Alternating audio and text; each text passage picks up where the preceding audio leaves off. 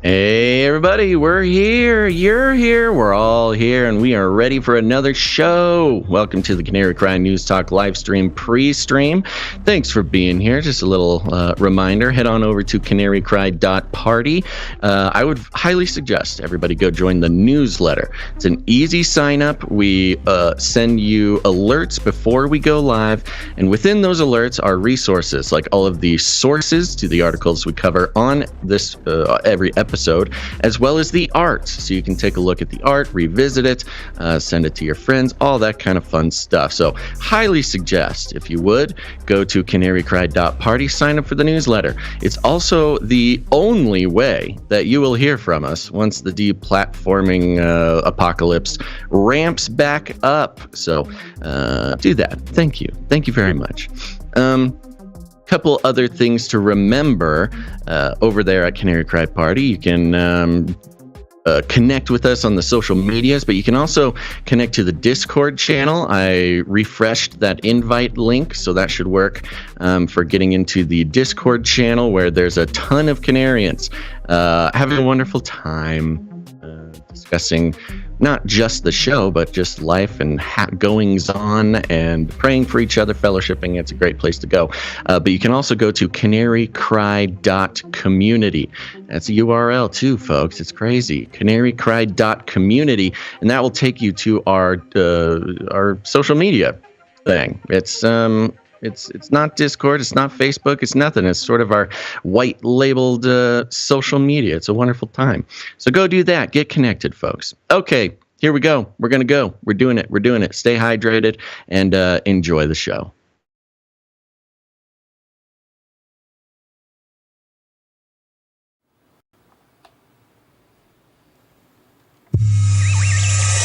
The world is getting crazier. People are acting more and more insane. The end of the world is tomorrow. Tomorrow. There's only one thing to do when the world is falling apart. Listen to Basil and Gonz as they discuss this week's news and events through the lens of Bible prophecy. You are listening to Canary Cry News Talk. You're listening to Canary Cry News Talk. We are live to tape today, June 15th, 2022. This is episode 497. And today, Frosty Technium. And signing on from off the grid, Razzle Dazzle. I'm your best buddy, Basil. And my name is Gonz, your favorite Asian provocateur for Christ, a.k.a. the Cabana Boy, here to serve you a podcast that brings you the best news, which is the gospel message of Jesus Christ. Oh, thank the Lord for that, because everything else is falling apart. While reporting the egregious with a well-rounded, biblically grounded take on world events, live from California, we are back. I am severely sleep deprived. We'll talk about that a little later. Oh, aren't kids the best? Yeah. Aren't kids the best, Gonz? They're also the best when you get to be a cool uncle and don't have to deal with the shrieking banshees in the middle of the night. Trying to sabotage your podcast the next day. But Gonz, are you ready for a rundown? I don't know if you know what's happening this episode, but let me educate you, Gonz. Great.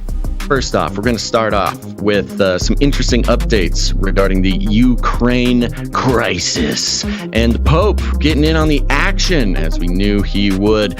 Then we're going to be checking in sort of a Ukraine crisis adjacent FLIPPY update where the robot arms are stationing themselves at strategic points on NATO territory. Bill Gates has a little update for us. And then we're going to be moving into some politics and PSYOP analysis, which is going to be very important as we move not just into the political future, but the economic one as well.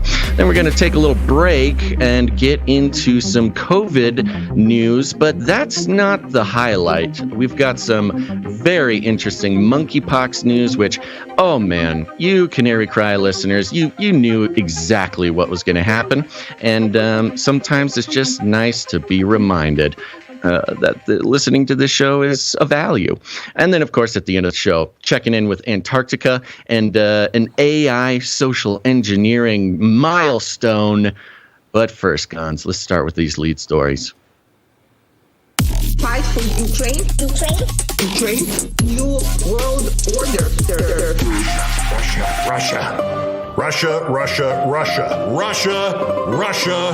Russia. Oh, yeah.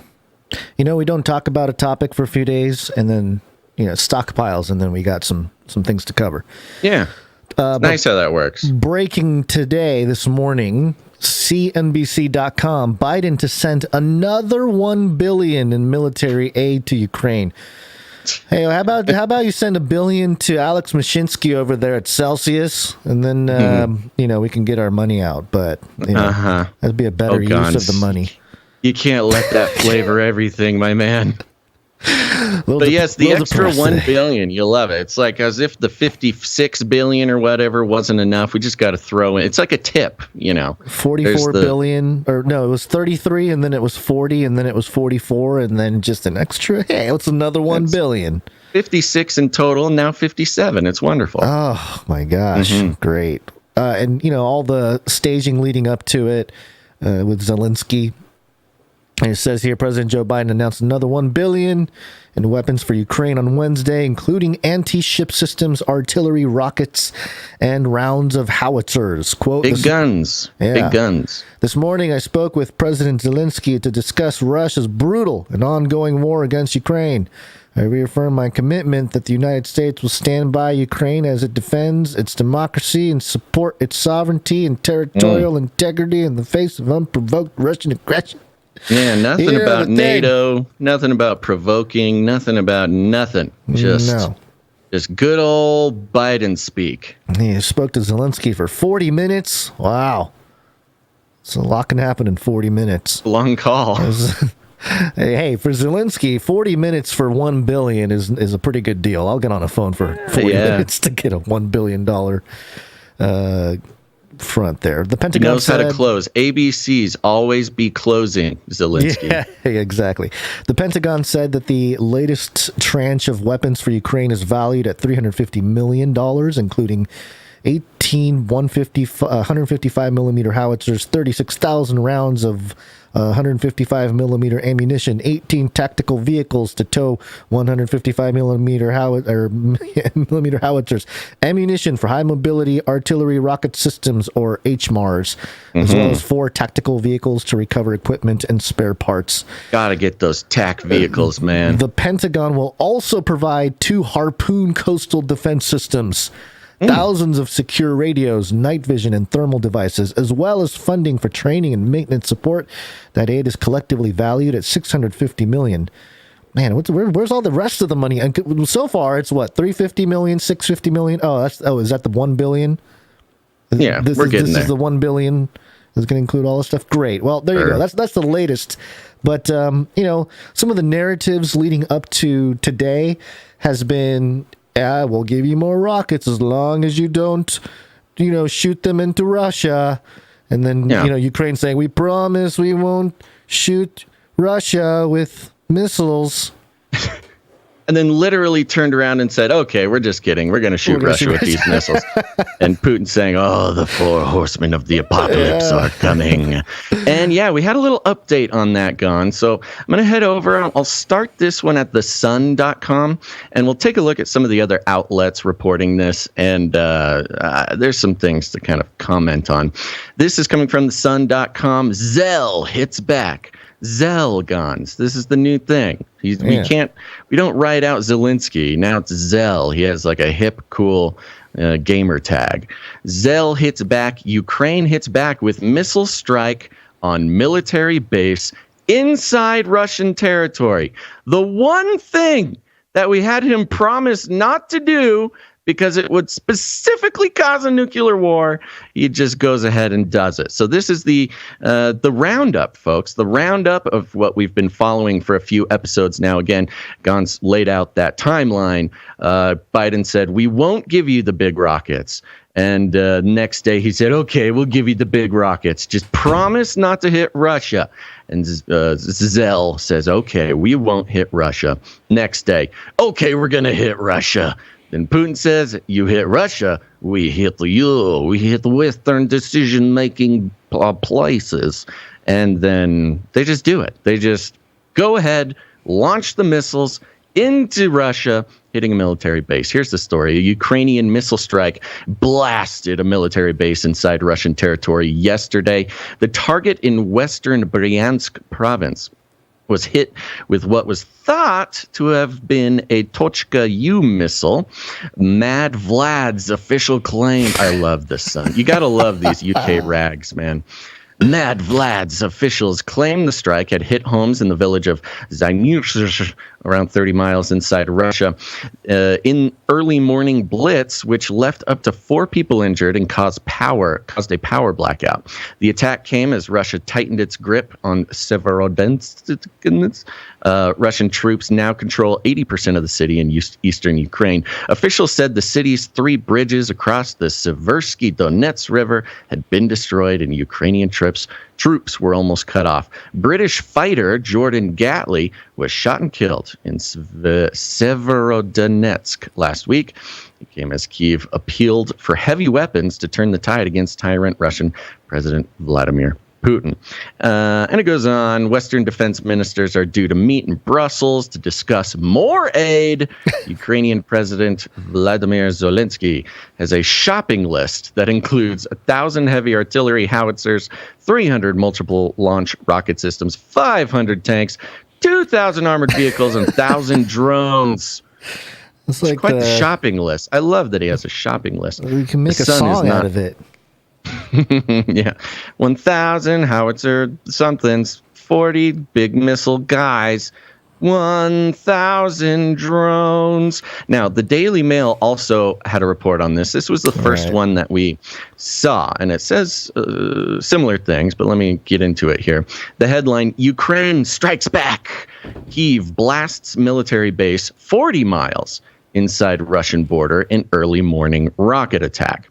Ukraine is thought to have struck a military base 40 miles inside Russia in an early morning missile attack. Footage showed what appeared to be a missile trail in the sky over the town of Klinsky early Tuesday, accompanied by a plume of smoke rising from a nearby base. Troops and helicopters, everything's slowing down here. Troops and helicopters then arrived to inspect what appeared to be a bomb crater, as local Telegram channels reported a fire spreading to nearby apartment blocks. Quote, I was driving to work. There was a rocket takeoff, after which they called me and said there was an explosion in Klinsky, said a man who took a picture of the missile trace. Quote, the time between takeoff and the call was 3 minutes. Okay, so there's just a man who is the source for a sort of random missile trail picture, and who is calling him, we don't know. Why? What? Like what? The details are not there. Russian military helicopters were flying over the site in Klinsky, Bryansk region, the reported strike. There were claims a woman was wounded in the hit with her leg torn off. Eyewitnesses posted a video with a crater allegedly from a hit by Ukrainian ammunition near Klinsky. According to the preliminary information, the wreckage indicates that it was a Tochka-U missile. There were reports of electricity and water supplies being cut off after the strike. On Saturday, there were reports of a strike or sabotage attack at a military unit near Klinsky. Military equipment under report from the Russian war campaign was reportedly damaged. There's some more pictures there. So here's the thing. The only outlets really, as of this morning, reporting this type of story were the Daily Mail and The Sun. Admittedly, both of them not necessarily the most credible, outlets, and both of them having a significant lack of, real journalistic value in the story. I mean, integrity is different. I don't think they're lying here, but there's just not a whole lot of value. No credible sources. If there isn't value, then what's the purpose? Well, that's a really good question, and I have a response to that. But let me say, it also sort of seems like these two reports from The Sun and the DailyMail.co.uk are they seem to be discussing different happenings, two different events. which, is one thing for the Ukraine to have one missile strike within Russia using U.S.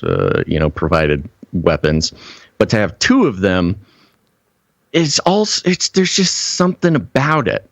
Now, we have not seen a response from Russia, which is strange because their threat to, basically start a nuclear war if this exact thing happened was very clear and very reported on quite a bit.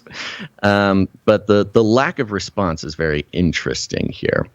There is a very good chance, just to say it straight up, that this is, basically just propaganda, Telegram, social media rumors mixed with, some sort of strange explosion and or false flag event or attempt from Russia to give justification to, I don't know, elevate the situation, increase the temperature. They both say that they're military bases, but you're saying that this is two different military bases, or are you saying that it's the same place, but they just report it differently? They talk about two different places. One of them is talking about Bryansk region. Right? Yeah, sorry. Let me go through this again. Does it mention Bryansk in the UK? Yeah, okay. Klinsky in Bryansk region. And the Sun also mentions Bryansk, but it's spelled differently, which is weird. It's just weird, man. It's just weird. They may be talking about the same. I guess the point I was trying to get across was they may be reporting on the same event, but the details between the two articles are different. Right. Like the memo doesn't match. Right. One is 30 miles, one is 40 miles. One is Bryansk with the I, the other's Bryansk with a Y. They, leave out if indeed the pictures and videos from the Telegram channel are legit. The DailyMail uses them, but the Sun doesn't bother using them.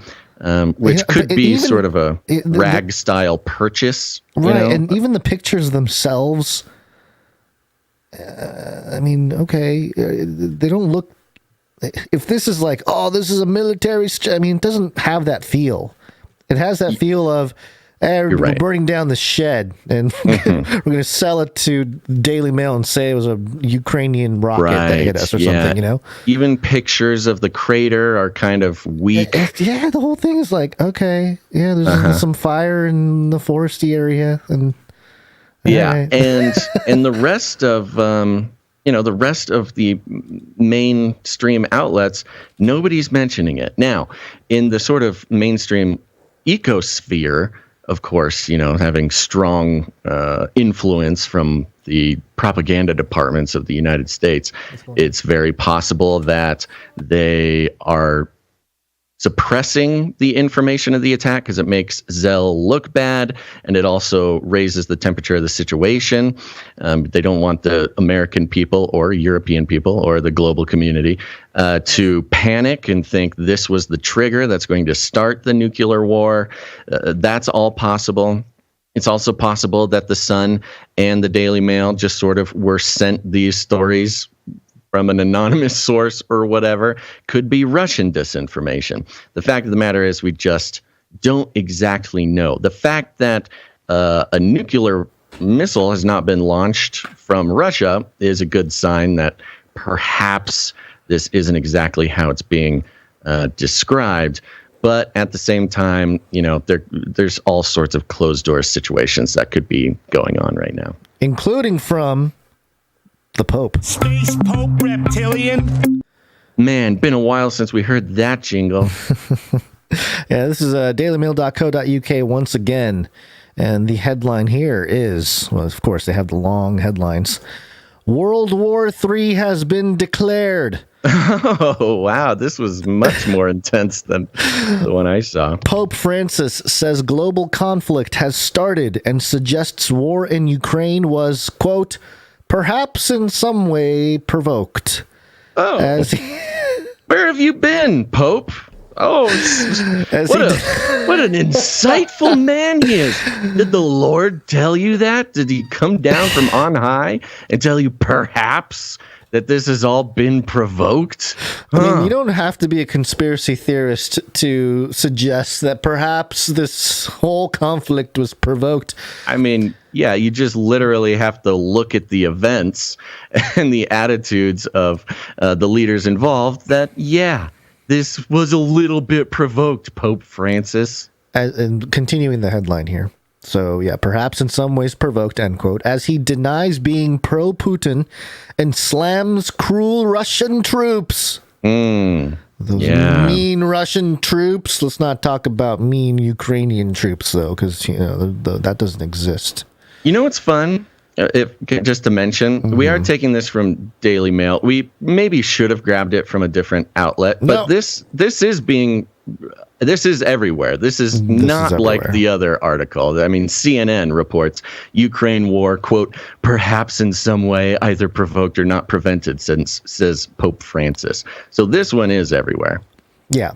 Pope Francis said World War III has been declared and suggests Vladimir Putin's invasion of Ukraine was provoked, while also taking a new series of swipes at Russia's actions. A transcript of a conversation he had last month has revealed. When was last month? The leader of the Catholic Church denied being pro-Putin, saying Russian troops were brutal, cruel, and ferocious. While that could be a positive thing, depending on the kind of person you are. Yeah, depending on if you want to win a war or not. Serious. While praising the bravery of Ukrainian soldiers who have been fighting for their country's survival since the invasion began in February. He also decried Russia's monstrous use of mercenaries from Chechnya and Syria, which have been drafted in by the Kremlin to bolster its faltering war efforts, and criticized the global arms trade. Don't exactly. The Pope he's saying exactly what we've been saying, which is that this is a military-industrial complex sales job. The whole war is. I mean, he is also citing the people that are with him on this global sort of institutional stage are the people doing the arms deal. Exactly. So. Great lip service there, Pope, but you're buddy with all these people. And even here's another quote from the thing. Yeah. I'm taking this from the CNN article. Okay. This is, quote, but the danger is that we only see this, just meaning what we see in the news. We only see this, which is monstrous, and we do not see the whole drama that is unfolding behind this war, which was perhaps in some way either provoked or not prevented. Sorry, I have to take care of the family for a moment, so I'm going to leave you with this for a second. I'll keep going here. Back. Right. And I register, the quote continues, and I register an interest in testing and selling weapons. It is very sad, but basically this is what is at stake, he said. I mean, this is incredible. The Pope just straight up coming out and saying, there's a bunch of stuff going on in the background that y'all don't know about, and it's not about what it's being described as on the news. And there's the language of, and I register an interest in testing and selling weapons. It is very sad, but basically this is what is at stake. You got the Pope straight up coming out and saying what we've been saying for a while, which is, this is a military-industrial complex sales job. The entire conflict was provoked precisely for the reason of creating economic movement in the arms industry.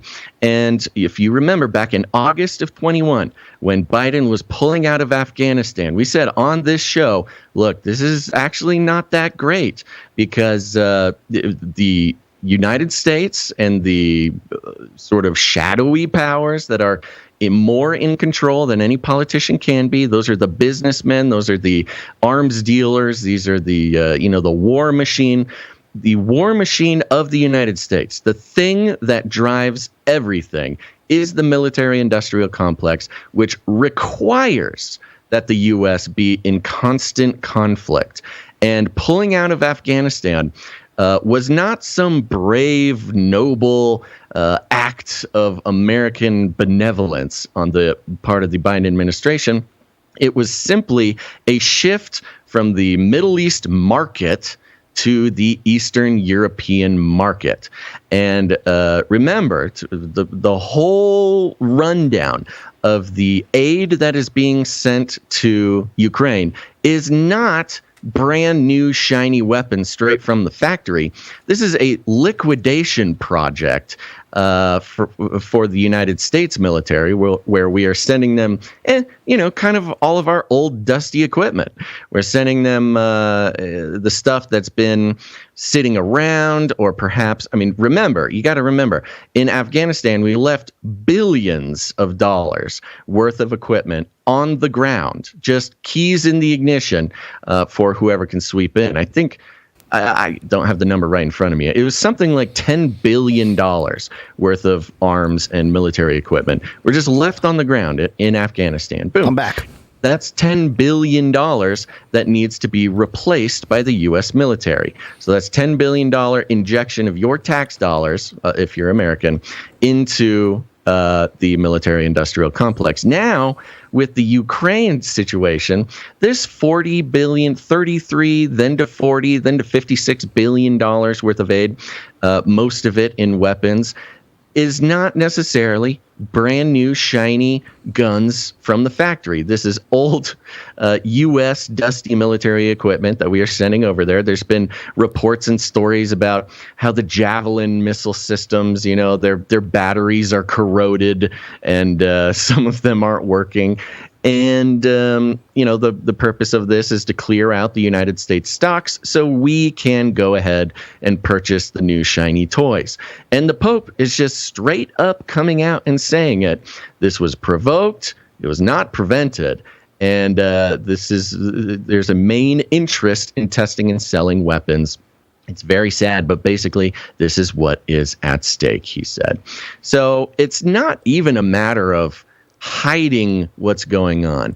And the mainstream, it requires the brainwashing, if I do say such a flagrantly provocative thing. It requires the brainwashing of the American people to not realize, hey, Oh, I see what's going on here. It's not that Zelensky's necessarily some sort of superhero, or that Putin was unprovoked and is just on some world-dominating campaign. No, this was designed and orchestrated perfectly to refresh the U.S. military-industrial complex, which the stage was set starting back in August when we pulled out of Afghanistan.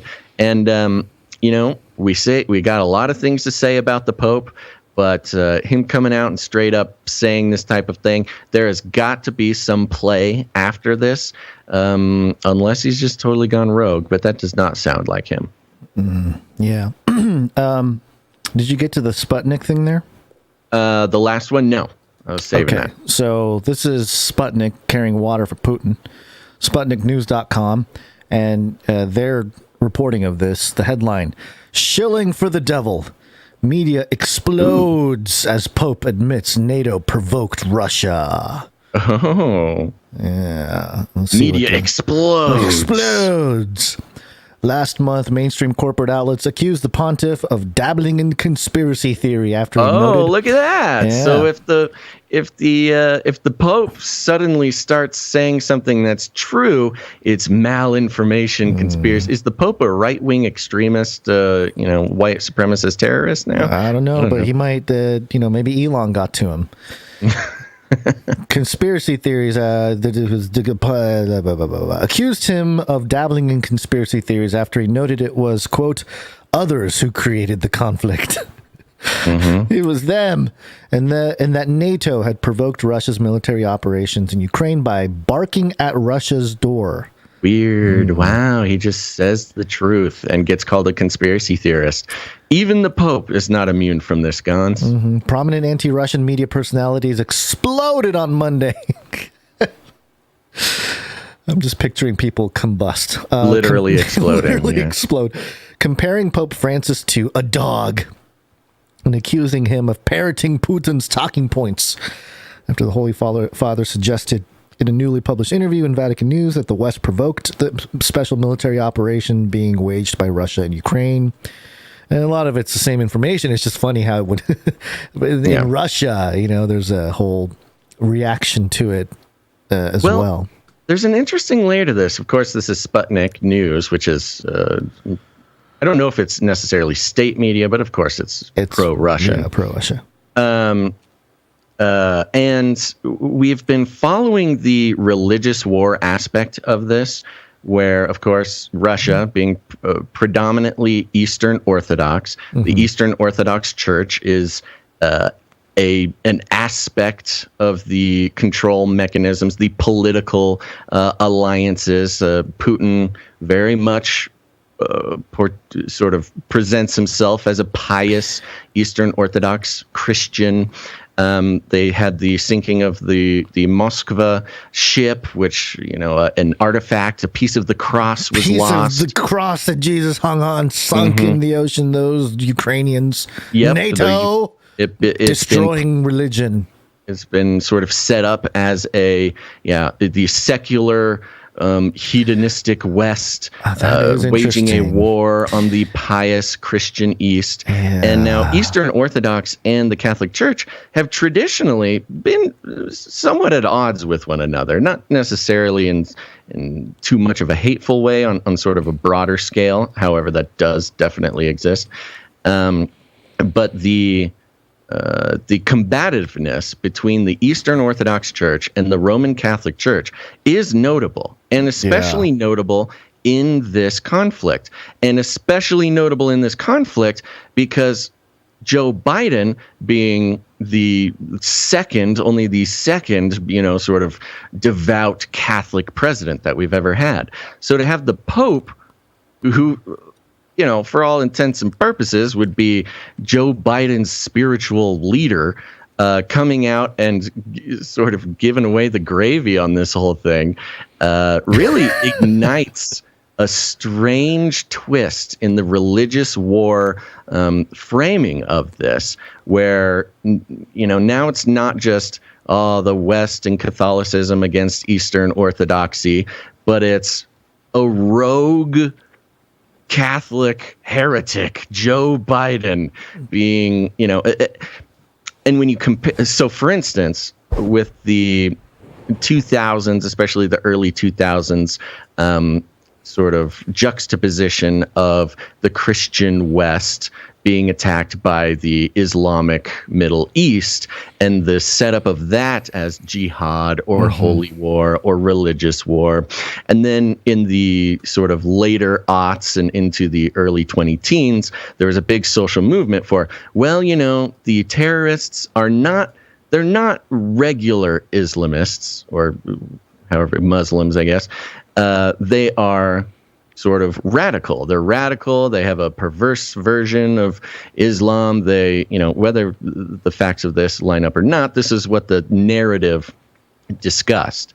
And we have a similar setup here where once Biden was considered a sort of pious Catholic, he's sort of playing the role as the radicalized Catholic who does not line up with official Catholic stance, which is basically whatever the Pope says.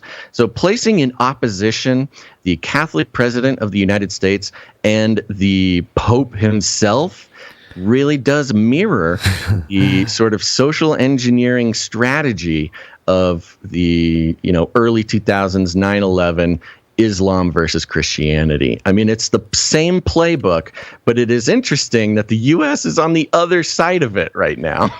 I would be, maybe they're planning Joe to take over Pope Francis and become the next Pope, and then and then Michelle Obama will take over the presidency in the White House. And that's then the not a bad takeover idea. Will be complete. The DNC should give us a call. Democrats, listen, Democrats, you wanna keep your claws in this globalism. You appoint Joe Biden to Space Pope Reptilian. Now, here's a question for you, Gonz. the headline has a quotation marks around shilling for the devil, Yeah. which is hilarious. Of course, calling the Pope a conspiracy theorist. The word shilling, of course, a common conspiracy theorist's phrase. Shilling for the devil. You've got a very interesting sort of, I don't know, globalist, satanic cabal feel there. Who is this quoting? Who said media, shilling for the devil? It's one of the media people. So hold on, let me find the. Yeah, see if we can find it in the article, because I want to know who said this. Was this a Russian person who said this, or was this a Western person? Okay, so this is well, it's not really populating it for me. Okay, so it's this Luis Mensch. It's in the tweet. Oh, it's the tweet. Yeah, Okay, it says, "We are NATO. We will expand our defense alliance as we wish at Pontifex. Your ego has consumed you. You are shilling for the devil. Maybe you should consider that the Holy See is completely surrounded by NATO on all sides, yet is still standing. Repent and believe in the gospel." Whoa, dude. Talk about religious propaganda, divide and conquer. Yeah. Whoa. That is. Who is this Louise Mensch person? She's got to be. So she's got. I cannot find this tweet. Did you have to click on a link to go to the tweet? No, let me just pull up the tweet here. Yeah, my computer's going to explode because I'm carrying water for Putin by clicking on Russian links. Yeah, right, Whatever. This is what we do for you people, Come on, Twitter, load up. Give Elon the keys and make this thing run faster. Elon, fire this thing up, man. This is slow here. What are we? There's another tweet from this Louise Mensch person. You, Pontifex, are excusing Hitler. You are excusing Hitler. You, the head of the church, are excusing Nazis. You have disgusted Basil. an entire continent. The damage is irreparable. You should resign as Pope and allow a man of God to take over the Holy See. May God forgive your wild narcissism. Dude, this quote for this tweet, her bio. So this is Louise Mensch. Blue check mark, by the way. Blue check mark, got the Louise American flag. Mensch, American flag, Ukrainian flag, blue check mark. And in her description, it says, unhinged British witch, a textbook succubus, Russian insider, reverse Cassandra on Russia's invasion of Ukraine. Unhinged British witch, quote, a textbook succubus. Oh, Russian Insider. Is Russian Insider, is that an actual outlet, or is she just sort of... I don't know. But it's weird that she's like, I'm a witch. Well, these are in quotes. I know. So this Russian Insider, she's sort of claiming the hilarious... Is she doing it tongue-in-cheek? Is she like, she's saying, oh, this is what I've been called by Russian insiders because... That's what she's saying, I think that's what it is. I think it's sort of a...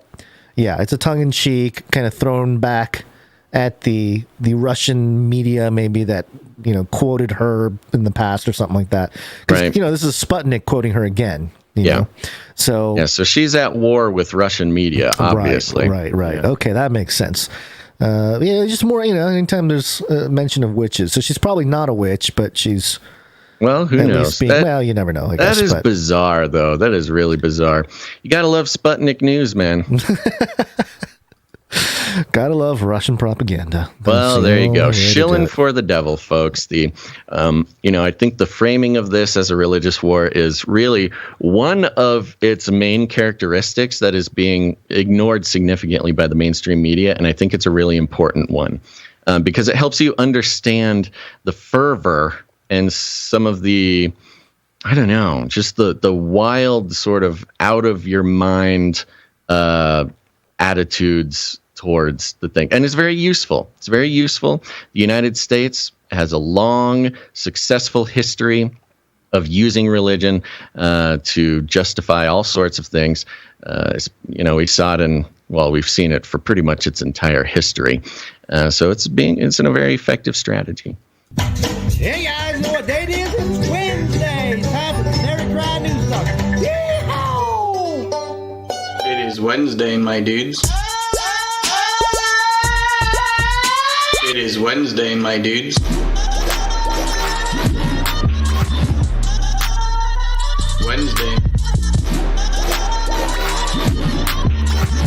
Wednesday, my dudes. It is Wednesday, my dudes.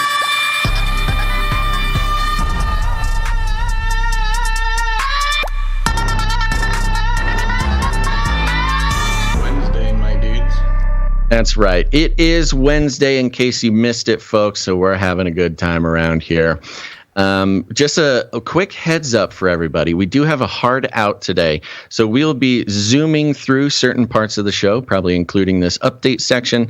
And we will be being very efficient during the breaks. So if you're one of those people who doesn't quite like the breaks because you don't like being confronted with the fact that, people are supporting the show and you're not, hey, look, I'm not saying nothing. I'm just saying this is the show for you. So, Gonz, you told us you're so tired and things were so sad. Do you have any other updates that you want to give us before we move on? Again, tired. The sun woke up at about 1 a.m., did not fall back asleep till about 3:34 was when he really went back down. Doofa. It's a good chunk of the night. Yeah. And then my older daughter came home, staying with us for a couple nights. She's a couple pet ducks. So we got a couple ducks in the garage. Wait, who? Your daughter has pet ducks? Yes. How many? 2. And she's named them Teriyaki and Noodles. Sounds delicious. And yes, all I can think of was that one time I had like fried duck, and I was like, ooh, what would go good on that is teriyaki. So I don't know why you would name that. But so yeah, I got ducks in the garage, babies waking up in the middle of the night, but I'm here. So I am. You're a brave soldier. And we appreciate. We appreciate you pushing through there, Gonz. I'm grateful and thankful to God that I have breath in me still. Really, you get other stuff stripped down. You just the bare bones. You got to appreciate the bare basics. That's right. Back to basics. That's what I'm trying to do. What about you, Basil? No, you're doing a great job. I don't have any important updates, so I'm going to go ahead and say thank you to our executive producers, Gonz. Whoa, real quick, fast. I know. We're crazy. Yep. Executive producers. That's right, folks. We're on the value for value model, which means we take no corporate money whatsoever. No advertisements, no affiliate codes, no platform partnerships, no nothing. We are entirely supported by listeners of the show who realize that they get value, if indeed they get value out of the show. And the only way to keep the show going is if value is put back into the system. Indeed, it is called the value for value system. And participation in that system is not just keeping this system or this program independent from, other systems, mainly the beast system, but also the system of corporate incentives that uses money to control information flow. Just going to say it frankly there. And the people who support the show, they are called producers because that's what they are. This is not a gimmick, not a fun quirky title. People who pay or lend their talents to the show, they're producers of the show, just like the real world. And we have one executive producer today that we want to thank, and that is executive producer Sir Redbeard, Pirate King of the D-Moochers. Thank you very much. There it is. There it is. Yes. Yeah, Sir Redbeard, thank you so much. Of course, he's Sir Redbeard because he's an honored member of the Canary Cry Roundtable of Knights and Dames. You can learn about that more later. But Sir Redbeard, thank you so much for coming in, making this show possible, carrying a heavy load during such an unstable time financially for so many people. And just like Sir Redbeard, Pirate King of the D-Moochers, if you're out there and you get value from this show, and you are maybe not as affected by some of the instability in the world. Of course, we're all affected, but if you're not as affected as others, you have a beautiful opportunity to come in, executive produce the show, and make the show possible for everybody. Remember, producing is not just for Gonz and I. It's for every listener of this show, tens of thousands, possibly even more, around the world. Remember, thank these executive producers if you can, but if nothing else, thank God for them, because they keep the show. They carry a heavy load when it comes to keeping the show going. So one more time, thank you, executive producer Sir Redbeard, Pirate King of the Demoochers. And there's still time to become a producer of the show today. If you'd like to join, oh my gosh, Gonz. I just did a quick little checkarooski. We do have another executive producer. Oh, wow. Yes. Coming in. This is executive producer. Let me make sure that there's not a special name to use. Nope. This is executive producer Felicia D. Felicia D. Thank you. Yeah. Wow. Thank you very much. Executive producer Felicia D. Everything, all the praise that I loaded upon Sir Redbeard, please know that it applies to you as well. Executive producer Felicia D. All right. Yeah. So where'd you find this? That's good. The response time is still a little laggy here. But there's still time, folks, to produce the show, and you can do so by heading on over to CanaryCry.Radio.com/support. CanaryCry.Radio.com/support. There you go. All right, and it's time to check in with our good friend Flippy. Flippy update. Do you want fries with that? Keeping the theme geographically here, Gonz. Here's the thing, folks. Flippy is the colloquial name we have for the disembodied robot arms that are taking our jobs, enslaving our children, and flirting with our spouses. We use talking about Flippy as a way to explore all the new, fun, and exciting ways that robots are taking over the world and how there's nothing we can do about it. Today, the Flippy update is coming from thefirstnews.com. None of this second news around here. We're going straight to the source. The first news. The headline is Poland introduces pioneering, in quotes, hot dog making robot. Woo! Poland's largest retail grocery chain has gone where no others have gone before by introducing the country's first hot dog making robot. The brainchild of convenience store chain Zabka and Krakow tech firm Velox Alpha SA, the one-armed sausage server called Robbie can complete the task in 3 simple steps. You want to know what the 3 simple steps of making a hot dog is? TFNs, that's the first news. Monica Zelinsky. Huh? Monica Zelinsky. Whoa, that's like Monica Lewinsky and Vladimir Zelensky. Yeah. Whoa. Who popped in for a lunchtime snack, said, quote, the process of ordering the hot dog was quite simple. You click start on a touchscreen menu and select from 2 hot dog sizes, 2 hot dog types, and 6 different sauces. Quote, you can order up to 3 hot dogs in one order. Go through the ordering process. The robot starts making the hot dog. Whoa. By the way, the picture they have here of the hot dog robot arm holding a piece like a bun. Yes. The bun has like a hole. This is Euro style. Is that a Euro style hot dog? This is Euro style hot dogs. Yes. So it's more in like the U.S. Yeah, this is a nice international lesson for everybody. In the U.S., we have a bun that is split down the middle. Yes. Folds like a clam type of thing. You put the hot dog in there. Most of Europe, the places I've had hot dogs overseas, they take like a what is it called? Like a baguette type of thing. It's like they put a pipe through it or something. Yeah, they hollow out the middle and they put the hot dog inside. Honestly, I think it's maybe a bit more of an advanced way to do it. I'm just going to say it.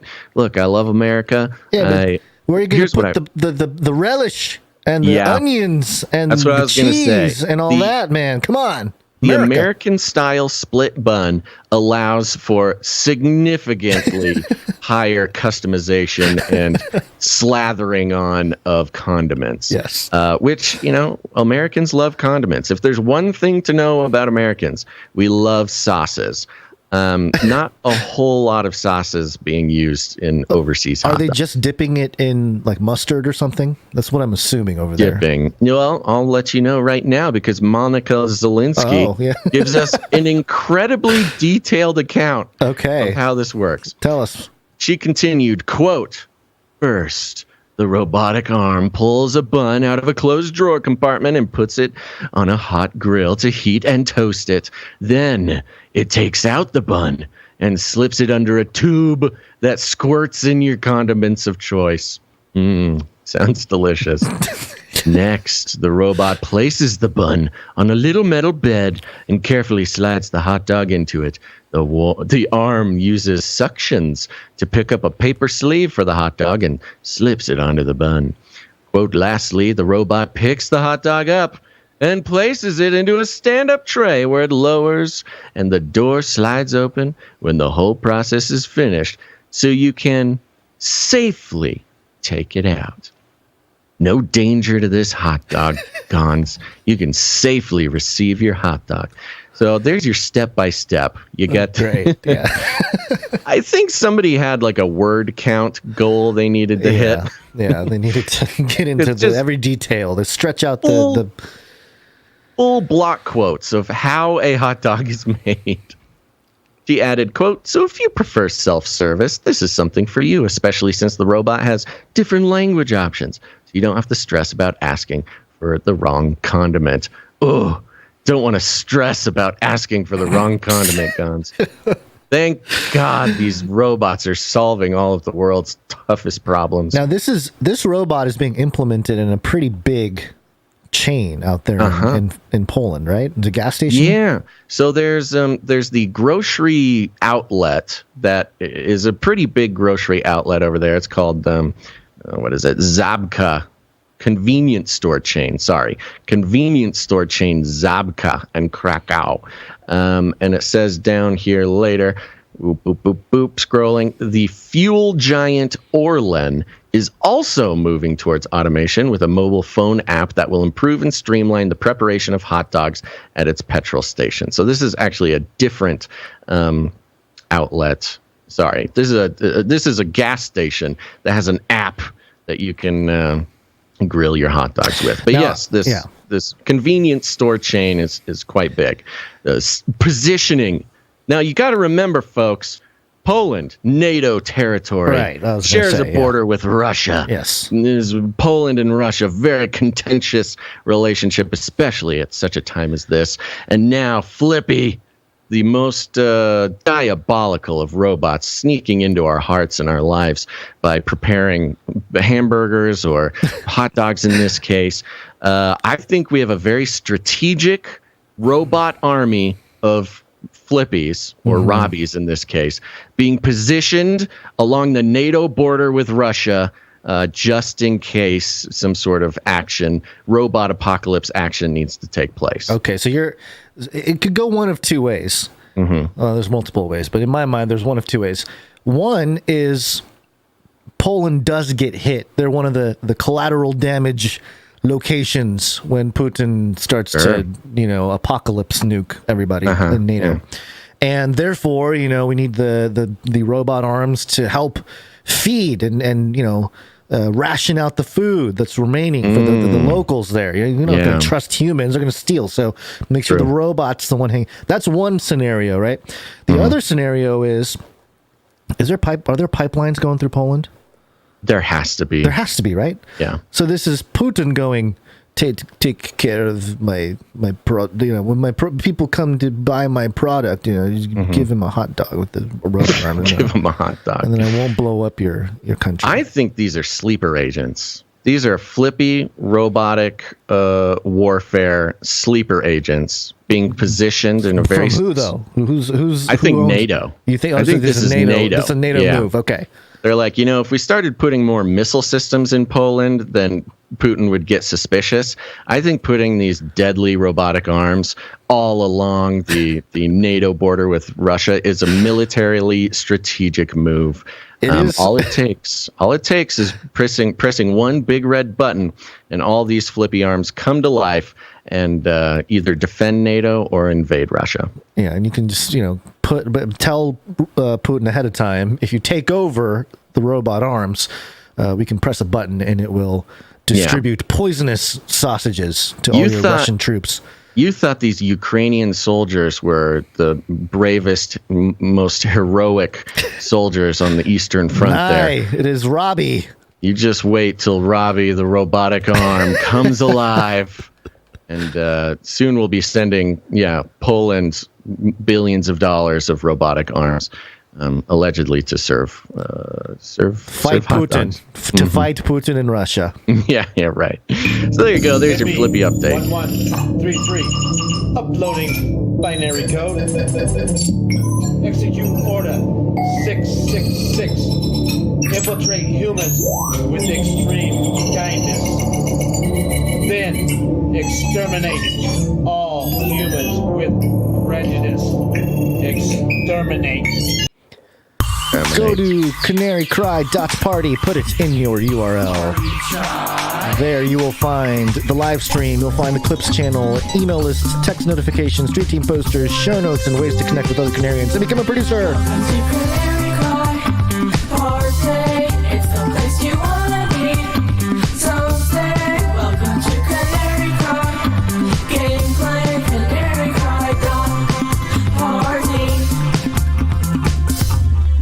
That's right. Head on over to CanaryCry.Party for all sorts of excellent resources, not just, because you are being asked to, but there's all sorts of stuff there to explore and improve your life. Beginning with getting text message notifications. There's a couple ways to do that.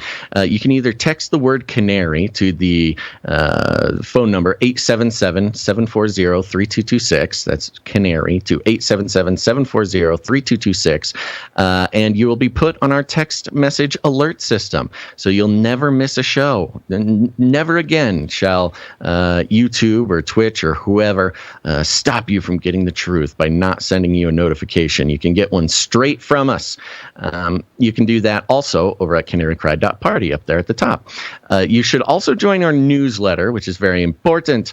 We also send out all of our sources. Every source that we use on the show gets sent to you before every show, so you can follow along or save it for later, as well as the art, so you can check out the art, especially for those of you who just listen to the audio podcast version. That's a great way to get the art.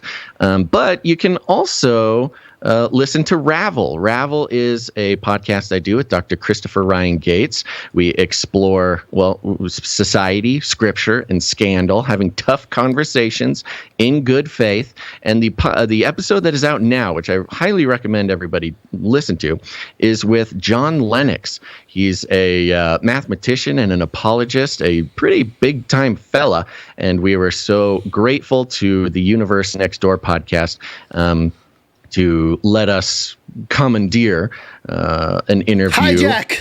You hijacked it. Just tell the truth. It was a gift, a beautiful gift from our friend Nick Shalna over there.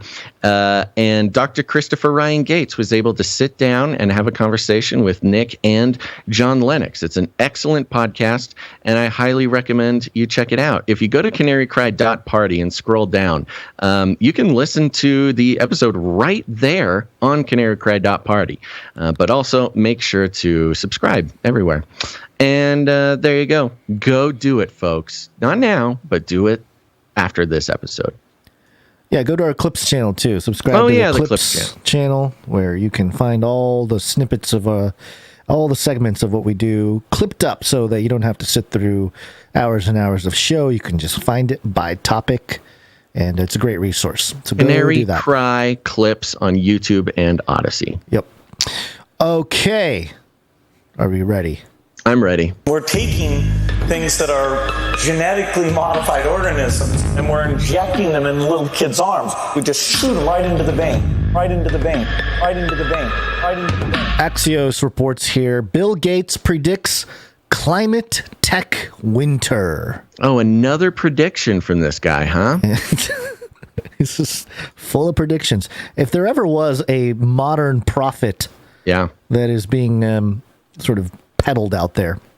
This is a pretty short article. Let me run through it real quick. A coming macroeconomic winter will hurt investor activity in emerging climate technology areas, Bill Gates told TechCrunch Sessions in Berkeley on Tuesday. Climate technology areas. Why it matters. The impending storm that Gates predicts will stall the momentum currently running through the industry or halt its progress altogether.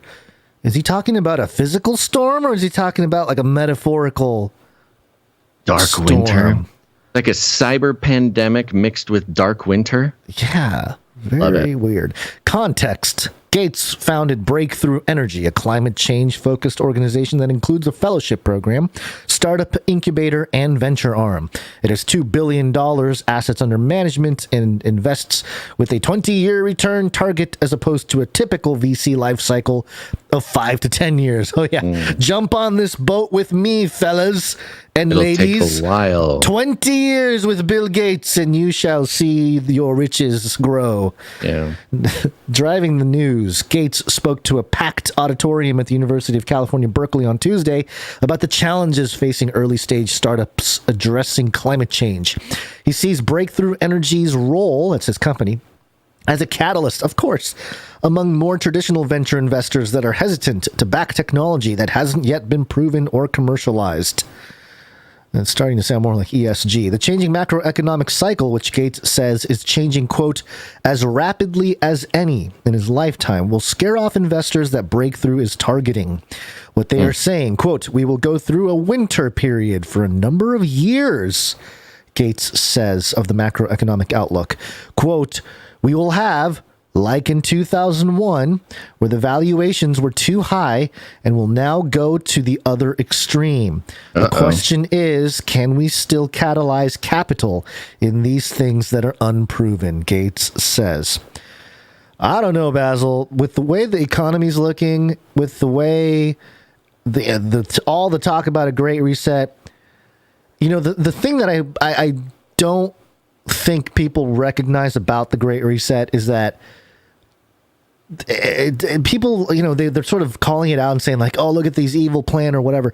But the reality of what could happen is way, way, way worse than like, or what we think can happen. You know what I mean? It's kind of like COVID, where it's like, oh yeah, they'll never do a whole shutdown and an epidemic. Right. It's you know, it's hard to believe that it'll happen, and then it happened, right? So totally, I think this is very much similar in that these prophets of doom of modern secularism or whatever are such as Bill Gates is out there saying, oh, we're going to go through a climate tech winter for several years. It's going to get really ugly. It's going to be like 2001, where the dot-com bubble popped. Right. You know, and again, we've been seeing this theme of, hey, pop the bubble, pick our winners.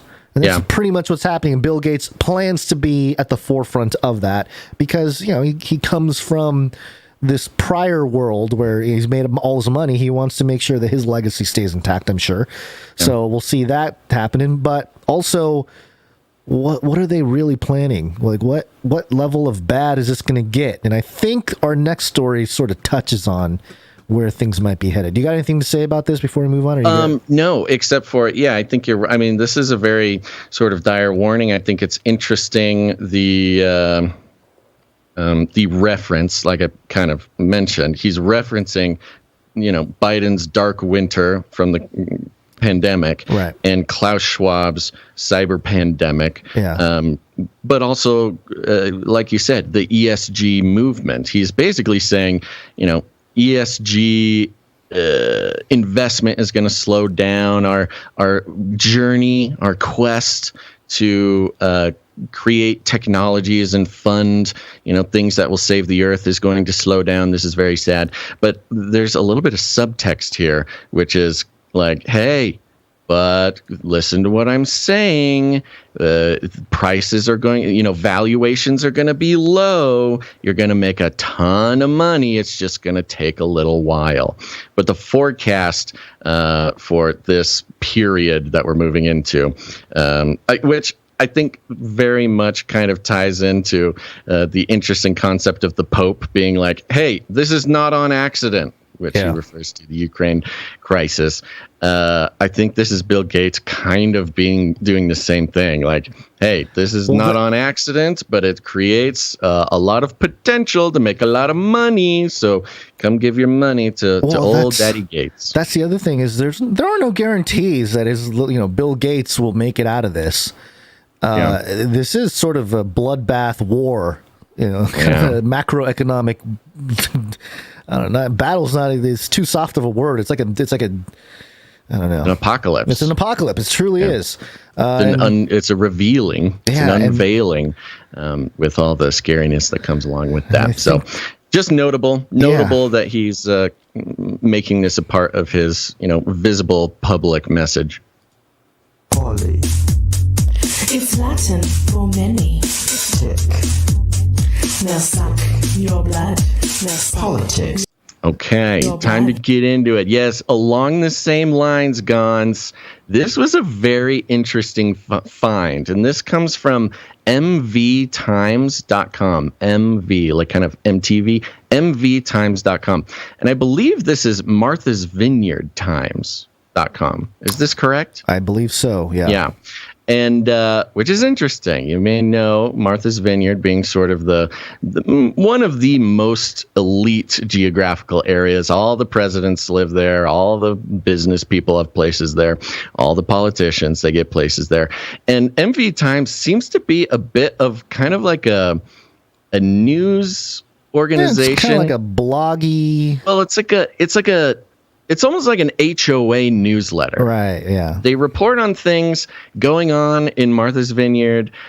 Some of the articles are kind of like, they're almost like as if you're part of an HOA and they send you those letters to tell you like how the vote went and how the landscaping upgrade is going and how that kind of stuff.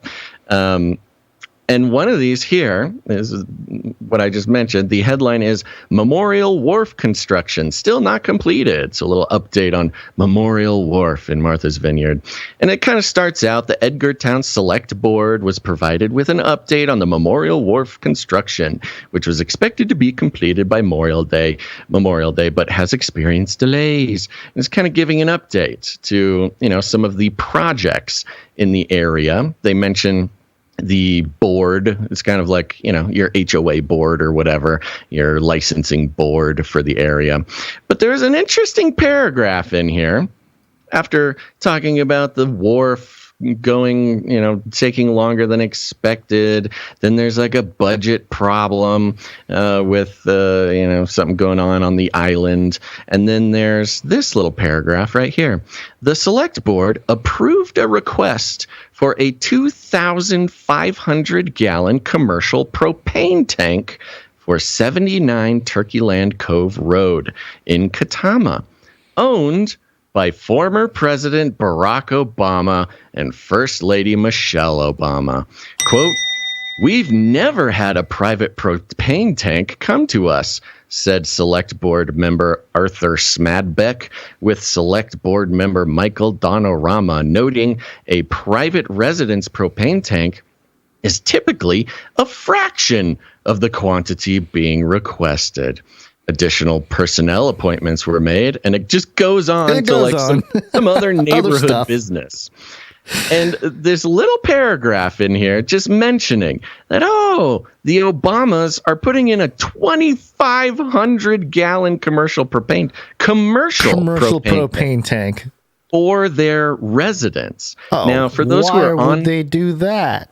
Why would they do that? For those who are on propane, maybe you're off the grid, or maybe you're in a neighborhood that this is something that your residences have. The normal propane tank size for a residence is 500 gallons. Just that normal little pill-looking tank that are outside some houses. 2,500 gallons, that's 5 times bigger. It's a commercial propane tank for the residents of Barack Obama and Michelle Obama. Could it be that they are possibly preparing for some sort of, energy crisis or energy problem that they're prepping? Is Barack Obama a prepper? I tend to think maybe they know something that we don't. Seems that way, doesn't it? So what are the Obamas getting ready for, where they put in a almost 3,000 gallon commercial propane tank in their residence? I think it's just another clue as to what even the elites are expecting in the next few years. I'm looking at this little thing here, just trying to figure out how long a 2,500 gallon commercial tank would last. And just a quick Google, actually it's not Google, but it's all the internets here doing a little search. It says a 500 gallon propane tank can last anywhere from 1 month and 23 days to 14 months and 4 days, which is a very huge range. Depends what you use it for. I was going to say, it depends on what you use it for. In the case of, let's say, max use, 500 gallon propane tank lasts almost 2 months. Let's call it a month and a half. That's very short, though. It's super short, right? You're cranking your propane if you're using 500 gallons. If you're the Obamas, you gotta keep the whole ship running. But you could easily, if you're just using it for a little bit of heating and a little bit of cooking, you could stretch it out to a year. Half a year to a year is normal, I think. So that worries me, because the range here is somewhere a 2,500 gallon commercial propane tank would mean, but it's somewhere in the ballpark of, at the shortest, we're talking 6 months, right? Or that's more than that. At the most, definitely be significantly more. At the most, we're talking like 6-7 years. It could possibly 2,500 gallons of propane could last someone, especially if they're in like a situation where they are conserving, if it is some sort of energy apocalypse. I mean, 2,500 gallons could last you 5 to 10 years if you're, it's a long time if you're diligent about it. Yeah, I mean, it's wild. Now, do you have anything else from this article that you wanted to mention? No. Okay, so this article, the reason why we were able to find this article was because it was linked from WorldNet Daily and WND.com. And they had the headline here, "Are the Obamas prepping for the apocalypse?" Ah, love it. Mm-hmm. And it goes through here and talks about the tank and, again, provides the source. But there's a little paragraph in here that I thought was very interesting that was highlighted, and now it's not because, internet, everything, cyber pandemic, nothing works. Let's see. Where was it? Clean stuff. Okay, so all this being considered, what are the Obamas up to? According to Joel Gilbert's dazzling new film, Michelle Obama 2024, the Obamas and their globalist friends, remember this is WND, globalist friends are grooming Michelle to be elected or perhaps appointed president in 2024. I recently got a sneak peek of the film, which Gilbert will premiere at the National Press Club in Washington in mid-July. Gilbert makes a convincing case that the puppeteers who orchestrated Obama's ascent are prepared to do the same for Michelle come hell or high water. Although the islanders are currently raising the memorial wharf on the vineyard in anticipation of the promised rise in sea levels, hell is much more likely to visit America before high water. Oh, thanks, WND. I really appreciate it. But this idea of Michelle, I know it's not new, obviously. This is like an old kind of thing that's been floating out there. But the more time goes on and the more we watch sort of the allowance of Biden to stumble and fail and having the Democrats turn on Biden, which we've seen a lot of recently, this Michelle Obama thing in 2024, I think, is in serious play. And I got a couple reasons for it. It makes a lot of sense. It makes a whole lot of sense. And I got a couple reasons for it, too. First off, this was very popular the last few days. This is CNN Politics. Ocasio-Cortez won't commit to backing Biden in 2024. Quote, "We'll cross that bridge when we get to it." And this clip went viral. We don't have to play the clip necessarily. She basically was asked by Dana Bash about supporting Biden in 2024, and I think she responded. Is this her response here? She said, "I think if the president has a vision, then that's something certainly we're all willing to entertain and examine when the time comes." Ocasio-Cortez, a Democrat who wields a significant amount of influence over the party's progressive wing, told CNN's Dana Bash on State of the Union when asked if she plans to support Biden in his 2024 re-election bid. Quote, That's not a yes, Bash said. We maybe should have clipped it because it was a kind of a fun moment there. To which the Congresswoman replied, quote, "We should endorse when we get to it. But I believe that the president's been doing a very good job so far. And, should he run again? I think that well, take a look at it." No, you don't. You don't think he's been doing a good job. "But right now, we need to focus on winning a majority instead of a presidential election," she added, referring to the midterms. So there's some, I don't know, this seems like a little rumbling in that direction. Because if not Joe, then who would they support? Well, this is very wise of her because the progressives especially are really not fans of Biden. Well, then they got hammered in this last couple years too, because they thought their sort of followers thought that they were getting a lot more progressive politics with Biden, and they haven't gotten that. So I'm sure, but that could possibly be part of the setup too. If they want to go more progressive, you got to take you got to get hit, kind of like the economy. But so that's something to keep in mind and keep an eye on. And then there's this story, which is sort of, I don't know, this is more speculation on my part. But NPR reported Russia extends Brittany Griner's detention until at least July 2nd. And, they keep extending the hostage situation, so to speak, of Brittany Griner, the WNBA player, the first openly gay athlete that's been sponsored by Nike and all this kind of stuff. Trapped in Russia. She had some hashish on her or something like that. She had a vape pen. Cannabis vape pen. And so she's detained and she's still there apparently. And I just thought, wouldn't it be great? And it's kind of hard timing wise. I don't know that they can keep her under Russian whatever for here until 2024. But just, maybe as a sort of potential here, what if Michelle Obama steps up and negotiates with Putin?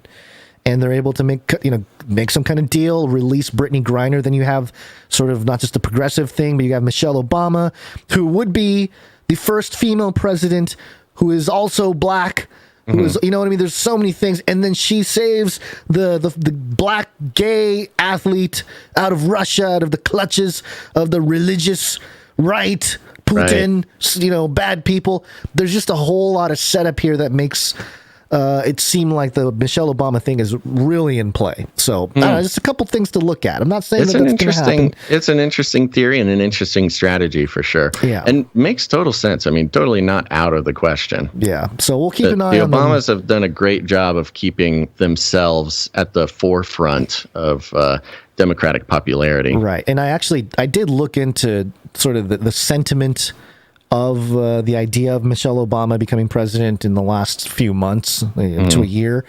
And the only context that I really found, worth mentioning is that there was a bunch of articles about will Barack Obama run again in 2024? And most of them are like, oh, he can't because, presidents can only serve 8 years. And then you got people like, you should change that, Obama for life. And it's like, wow, people really want a king, huh?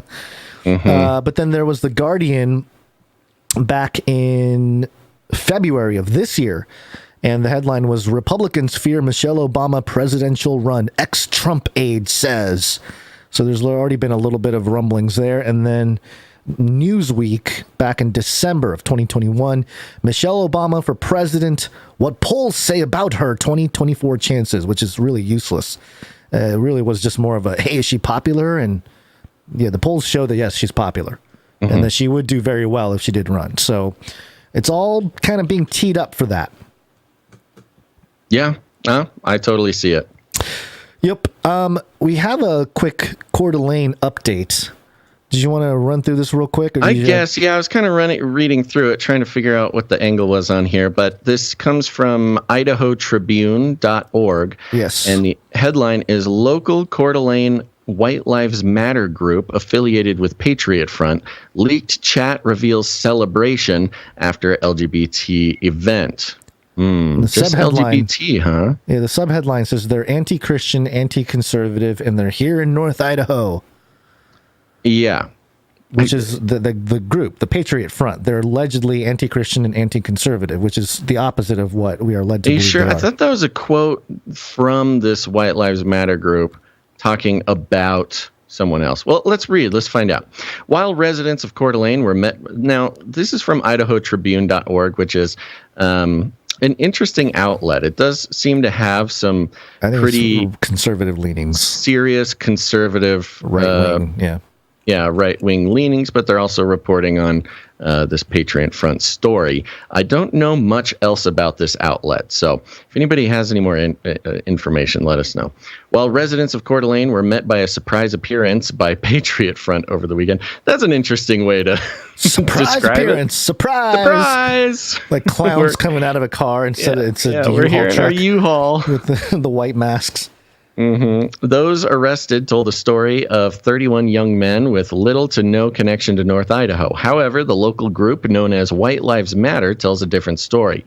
The Idaho Tribune recently reported on the extremist group White Lives Matter after they had dropped a banner over a highway pass in Post Falls. Along with the banner, one individual with the group held up a white pride flag towards the passing cars below. And they have a picture here, White Lives Matter. Then they give some sort of, I don't even know what I'm looking at here, some sort of URL or eme.wlm. Oh, it must be the USA Telegram Idaho or something. Yeah, you're right. Holding this white pride flag, which is not very subtle, I'll tell you that. It White Pride worldwide. Yeah, it just literally says White Pride worldwide on it. While news of Patriot Front distracted local residents from sexualized drag queen performances in front of children, another group local to Coeur d'Alene flew under the radar. The relatively small group consists of cells nationwide. Oh, that's not a great way to describe it. That's this is sort of terrorist descriptions there, so maybe it is. I don't know. With only a handful of members in Idaho, the group travels throughout the state holding banners while in a uniform of ski masks and combat boots. This is a tweet from White Lives Matter official. White Lives Matter Idaho activists dropped the banner in Post Falls to commemorate the first-year anniversary of the White Lives Matter official activism effort. They were met with resounding praise by the community and left without incident. While many believe Atomwaffen to have disbanded after numerous arrests, the group, whose main focus was to, quote, attack the power grid and, quote, bring society to its knees, may have affiliations with the blossoming White Lives Matter group here in Idaho. A Boise, Idaho cell of Atomwaffen was taken down by law enforcement after it was revealed the terrorist group had been planning, quote, power grid attacks in the southern part of the state. Many commentators online seem to believe these connections are real. Leaked chat room conversations from the White Lives Matter Telegram chat reveal cautionary preparations leading up to the weekend, wherein members discussed bringing masks to conceal their identities. Maybe they're just being COVID sensitive. Who knows? Following the disastrous events over the weekend, the White Lives Matter... that is a weird way to describe the Patriot Front arrest as disastrous events. The White Lives Matter group posted a celebratory video. In the video, you see 5 members of the group simply holding a banner while unhinged liberals and LGBT weirdos shout. The White Lives Matter. That's what I'm saying about this outlet, man. It's kind of like confusing. The White Lives Matter group consists of members who self-declare as non-Christian pagans and openly mock conservatives and Christians within their online chat rooms. Okay, you're right, Gonz. White Lives Matter, anti-Christian, whatever. The group, which is reportedly planning major demonstrations in the area, openly affiliates with Patriot Front and could have more devious connections to allegedly disbanded groups such as Atomwaffen, while outsider groups, including LGBT drag queens, Patriot Front, Satanists, and neo-pagans, descended upon North Idaho, turning our home into a national spectacle. The group White Lives Matter continues to recruit locally in preparation for their next major demonstration. And it says the author here is Johnston Meadows of this article. I'm an author, a Christian, and a loving husband and father. So there you go. Yeah. You know what's interesting? As we've seen over the past couple years, the oversimplification and identification of basically two groups in the United States. You got the Christian conservatives and you got the secular liberals, and those are the only two groups, and nothing is more complicated than that. And it's a very useful and effective control mechanism, and easy for you to understand, doesn't leave you scratching your head, lets you know who the enemy is, and is very good at mobilizing and motivating different groups to act in certain ways from the top down, starting with the elites, political and financial elites who want to keep the sort of social wars, culture wars, off of the topic of classism or classist issues, and more on what some might consider more petty issues. And they've been very effective. Yeah. And it takes a local, Idaho outlet to completely confuse and destroy that narrative. You've got the Patriot Front where you just kind of assume they're Christians and racist and things like that, and a lot of that certainly seems to be close to the truth, although there was no religious undertones to their literature that we covered last episode. This one is just like, there's White Lives Matter, and they're pagans, and they hate Christians, and they're anti-conservative, which I guess means they're. The assumption is that they're liberal, but they're obviously not liberal if they're against LGBT things. So I think this is a wonderful example of how local news can actually report on stuff going on that does not easily fit into a constructed narrative that is useful for the elites. And even the confusion that I feel reading this is sort of a signal to that. This is just based on observation on my part, so please don't take this the wrong way. Not you personally, but just out there. Sure.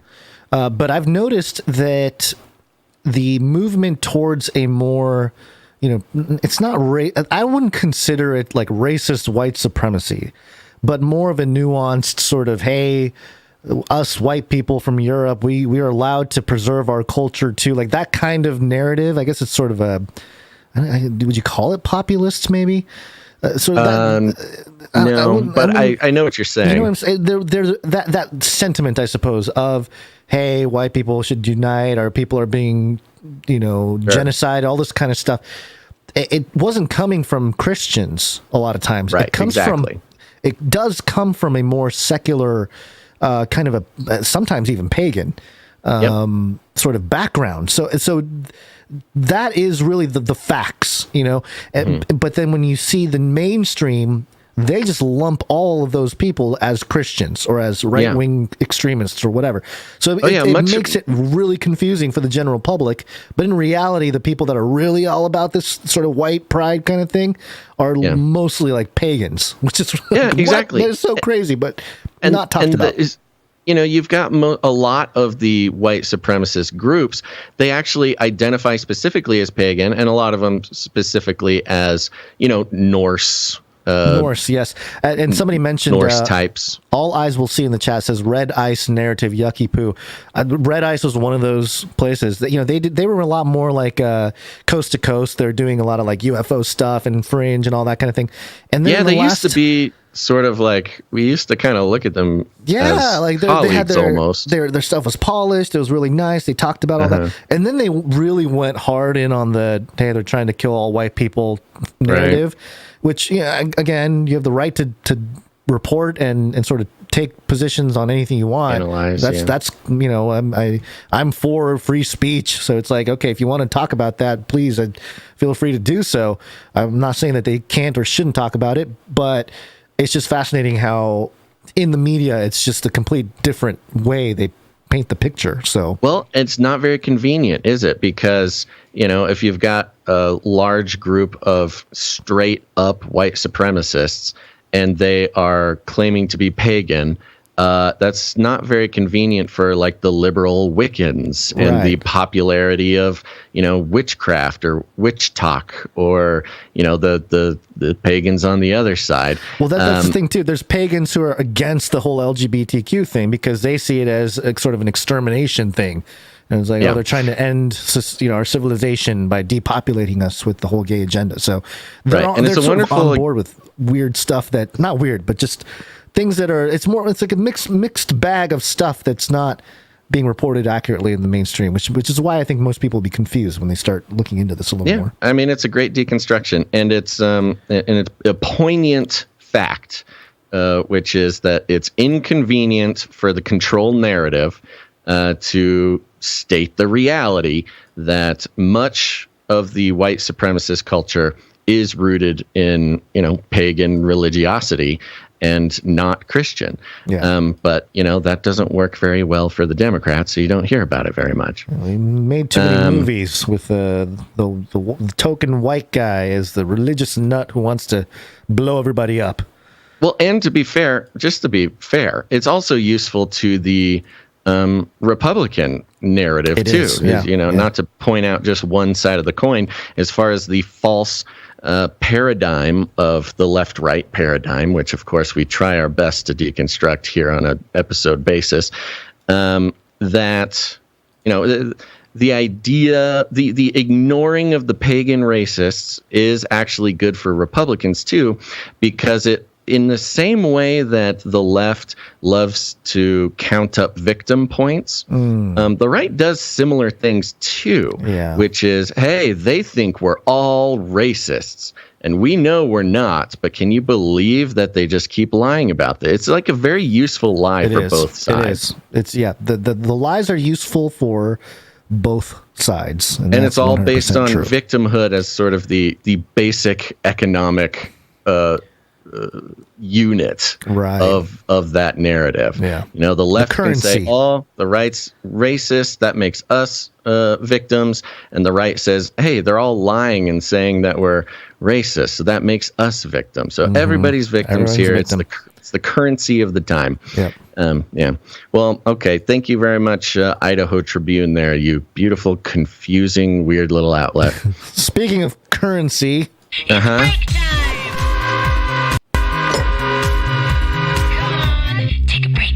that's right, folks. Time to take a little break. We're going to thank some producers. And I said producers, you heard that right, because we are on the value for value model. No corporate influence, no corporate money, no advertisements, no subtle psychological manipulations based on your trust placed in your favorite podcasters in order to get you to spend money that you don't have on things you don't need. Meanwhile, handing over the power, the keys to your attention to corporate lizard people who wish to use it for their own personal gain. No, none of that, folks. We also are on the value for value model. It's very simple, where the basic economic unit is not victimhood, but indeed it's value. If you get any value out of what we do here, when we create value 3 times a week, we try our very hardest at it. You can get value through all of our resources, our communities, the art made available, the sources in your email box. All these things are our attempts to provide as much value to your life as possible. And that can come in different forms. It might just be entertainment, might be some sort of intellectual honesty or stability that you're not getting anywhere else. It might be windows into the schemes of the mainstream narrative communication strategies. It could be a lot of things. But whatever value you get, some might say you have a responsibility to participate in the value for value model. Not just because Gonz and I are trying to get rich or whatever. Trust me, value for value system is not the way to get rich. But it is a way to be able to sleep at night, even if you're a child and your ducks are screaming in the garage, Gonz. But can you imagine how hard it would be to sleep, Gonz, on top of everything you're dealing with, if on top of all that, you were gathering up the trust. Guilty conscience that every dollar that I spend on the duck food and The baby diapers is based on a lie. A lie selling the trust of our listeners to corporations. That would be much harder. But for us, so the value is not just coming from us to you. It's not just coming from you back into the show to keep the show going, but every piece of value you put into this show also gets distributed to the rest of the listeners. I mean, just an enormous web of value being distributed throughout the world through this system. And we're very happy with it. We're very proud of it. And literally personally proud of the producers. I haven't said that in a while, but there's something about every single producer that comes in, whether they're on a monthly subscription or they come in, for individual shows. I literally will stop and just be like, wow, this person gets it. They're taking responsibility for the future of the independent media that they value. It's not nothing, folks. It is really a powerful thing to do, not just in sort of a philosophical sense, but we also believe in a spiritual sense, because every participation in the value for value model is a brick in the wall defending this show and shows like this from the onslaught of the corporate sort of targeting of independent media, whether that be through value manipulation by tricking them into advertising, etc., or by labeling them, crazy fringe, weird outlets that sell, male enhancement pills or whatever. So anyways, those who participate in the value for value model with their time, their talent, or their treasure, there's all sorts of ways to do it. They're called producers, and we want to thank them now. If you want to become a producer, there's a lot of ways to do that. But if you want to do it financially, which we very much appreciate and is required for a lot of reasons, head on over to patreon.com/CCNT or CanaryCryRadio.com/support. CanaryCryRadio.com/support. That's right. And we're going to start off by thanking our executive producers, Gonz. Executive producers. That's right. Like I said before, the executive producers are people who are coming in tough, man. They support the show in an extremely generous way. And, I've been very, very touched by the consistency of executive producers over the past, basically this month. I think we've had a wonderful flow of people realizing that we need the executive producers. And we are going to thank them now, starting with, of course, Sir Redbeard, Pirate King of the D-Moochers. Thank you very much, Sir Redbeard. Good to That's see right. you. Thank you. And he is the Pirate King of the D-Moochers, so we got to demooch him.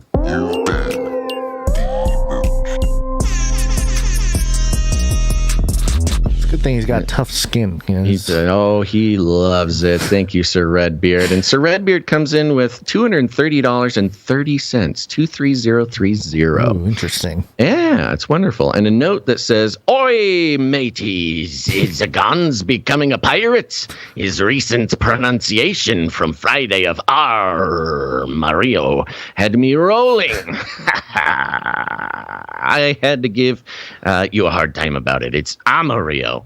Or Amarillo. LOL. Much love, guys. God bless. Thank you very much, Sir Redbeard. Pirate King of the D-Moochers. Yeah, that occurred to me while you were doing it. And really? I just let you roll with it. We don't need to be correcting each other all the time. I don't know if it's like a real mild form of dyslexia or if it's ESL, English as a second language thing, or lack of sleep. It's one of the two, or maybe could be one all of the three. three. Or I was going to say a combination of all three coming together. But yes, Amarillo.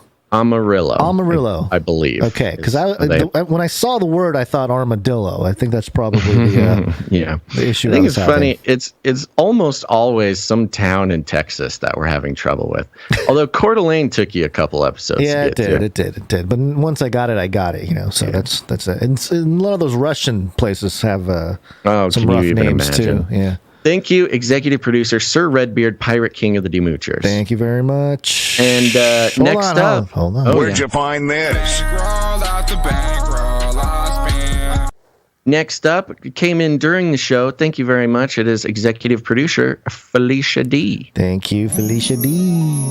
No, nothing. Nice round number, which is a time to remind y'all that we always lean in the direction of anonymity. So if you come in with a round number, then we don't read the amount, keeping it anonymous for you. If you don't mind us reading the amount, you just add something funky in there, make it a weird number. An easy one is adding 33 cents or something like that.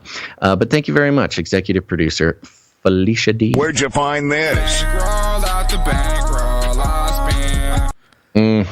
And let's just play the supply drop jingle. We're going to just move quickly. Supply drop. That's right, CanaryCry.Supply.com. Go there now, CanaryCry.Supply.com. Sign up to support the show in the amount of $33.33 a month. That's just $2.77 per episode.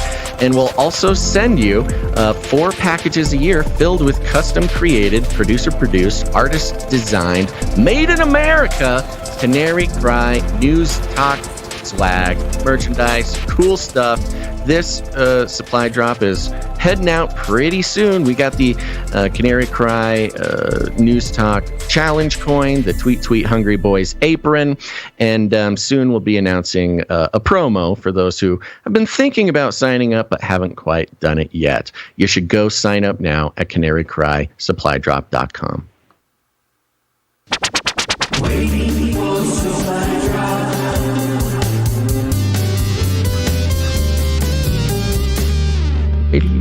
Oh, those NFTs are coming, by the way, too. I'm working on that email to all the supply droppers. Coming fast. Yep. All right, we got some producers here to thank, and we're just going to zoom right through. Starting, Gonz, with Melinda, not Gates. Hey!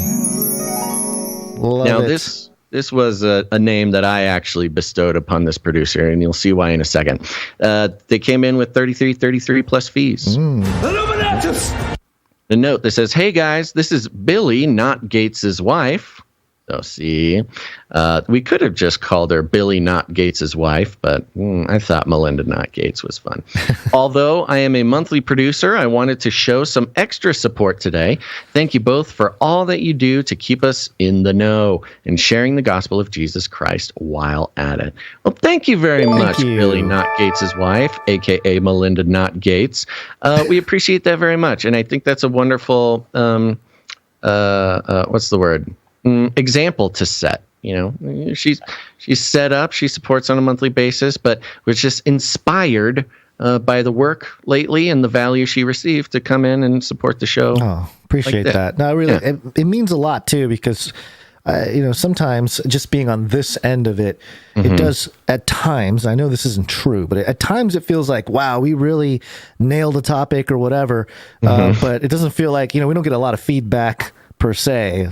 People saying, "Oh, that was a great breakdown." So we'll say, "Oh, okay, well, I guess it'll be out there on the Hopefully Clips channel. Somebody cared about it. And it'll be 2750 in some dystopic future where they discover our material." And and conversely, there are definitely times where we finish a show and we went, "Well, you can't win them all."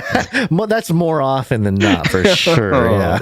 Well, which makes the good ones even better. Yeah. So thank you very much, Melinda Not Gates. Next up, we've got producer Morv on a 103 episode streak coming in with the 11 o'clock. Oh yeah! Man, thank you so much. 11. All right, and a very simple note that says, "It's WMD." It is Wednesday, my dudes. It is Wednesday, my dudes.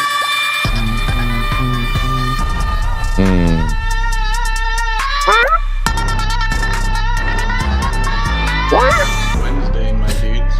Is Wednesday. Next up, we've got Sir James, Knight and Servant of the Lion of Judah. And today, Gon's big day. Sir James hits 100 episodes in a row. Ooh. Yeah, baby. Oh yeah! Man, thank you so much.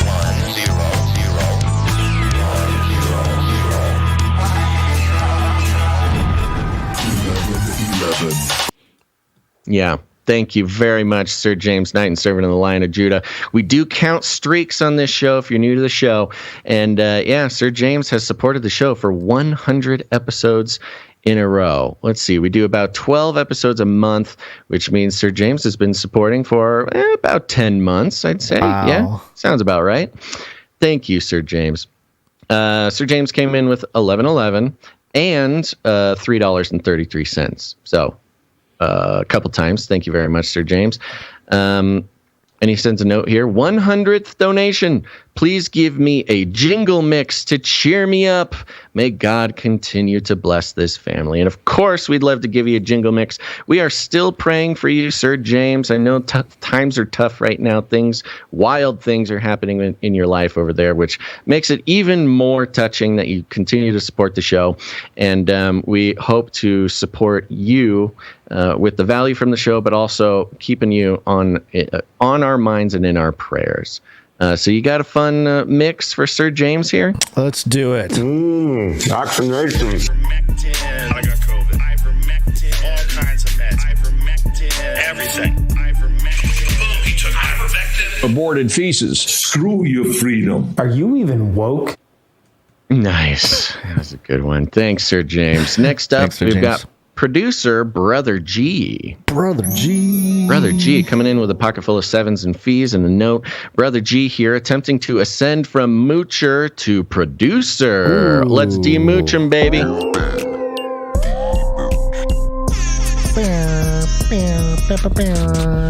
Thank you very much, producer Brother G, and congratulations on the demooching. If you're new to the show, of course, with the first time you produce the show, we go ahead and demooch you. It's fun. We're all having fun here, but it's a big step in every producer's life. The note continues, love the show. God bless. P.S. I've sent art as well. Let me know what you think and need to help grow the show. Well, we love that. I will say, Brother G, I did not see any art from you, so I'm not sure where that got sent, or maybe I'm not looking for the right name or something, but go ahead and email that to us again, if you could, at CanaryCry.Radio@gmail.com. But thank you for your support, Brother G. Next up, we've got producer bot LX Protocol V2 on a 44-episode streak. Ooh, 44. Mm-hmm. Coming in with a pocket full of sevens and a note that says, thank you and have a blessed day. Thank you, LX Protocol V2. Thank you very much. Next up, we got Sir JC, Night of the Techno Squatch on a 115-episode streak. Yeah! Yeah, thank you so much. 1001. Amen. Yep, comes in with the 1001 and a note. It is WMD. It is Wednesday, my dudes.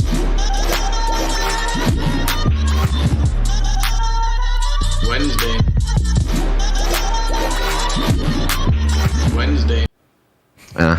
The note continues, and it is hot, like 100 degrees, and feels like 108. Drink lots of water, Canarians. Yeah, heat wave across the country there. Yeah. Has it been hot down there? No, not really. Okay. It's been nice. Yeah, it was really, really hot for about a week, and then has been actually kind of chilly the past couple days, but it's heating up today. Thank you, Sir JC. Thank you, Sir JC. Next up, we got producer James M on a 3-episode streak, which means James M is heating up. Hey, why didn't my thing go off? There it is. He's heating up. There you go. Pocket full of sevens says, I think you added an extra day on my streak. Oh, okay. I don't want to take undue credit. Love you guys. Well, okay. We're going to look into that. And Not thank on you. a streak? Oh, I forgot about that one. Do it again. Not on a streak? This is an interesting tone on that one. Thank you, James M. Next up, we got Gail M. And Gail M today hits 133 episodes in a row. Oh my gosh.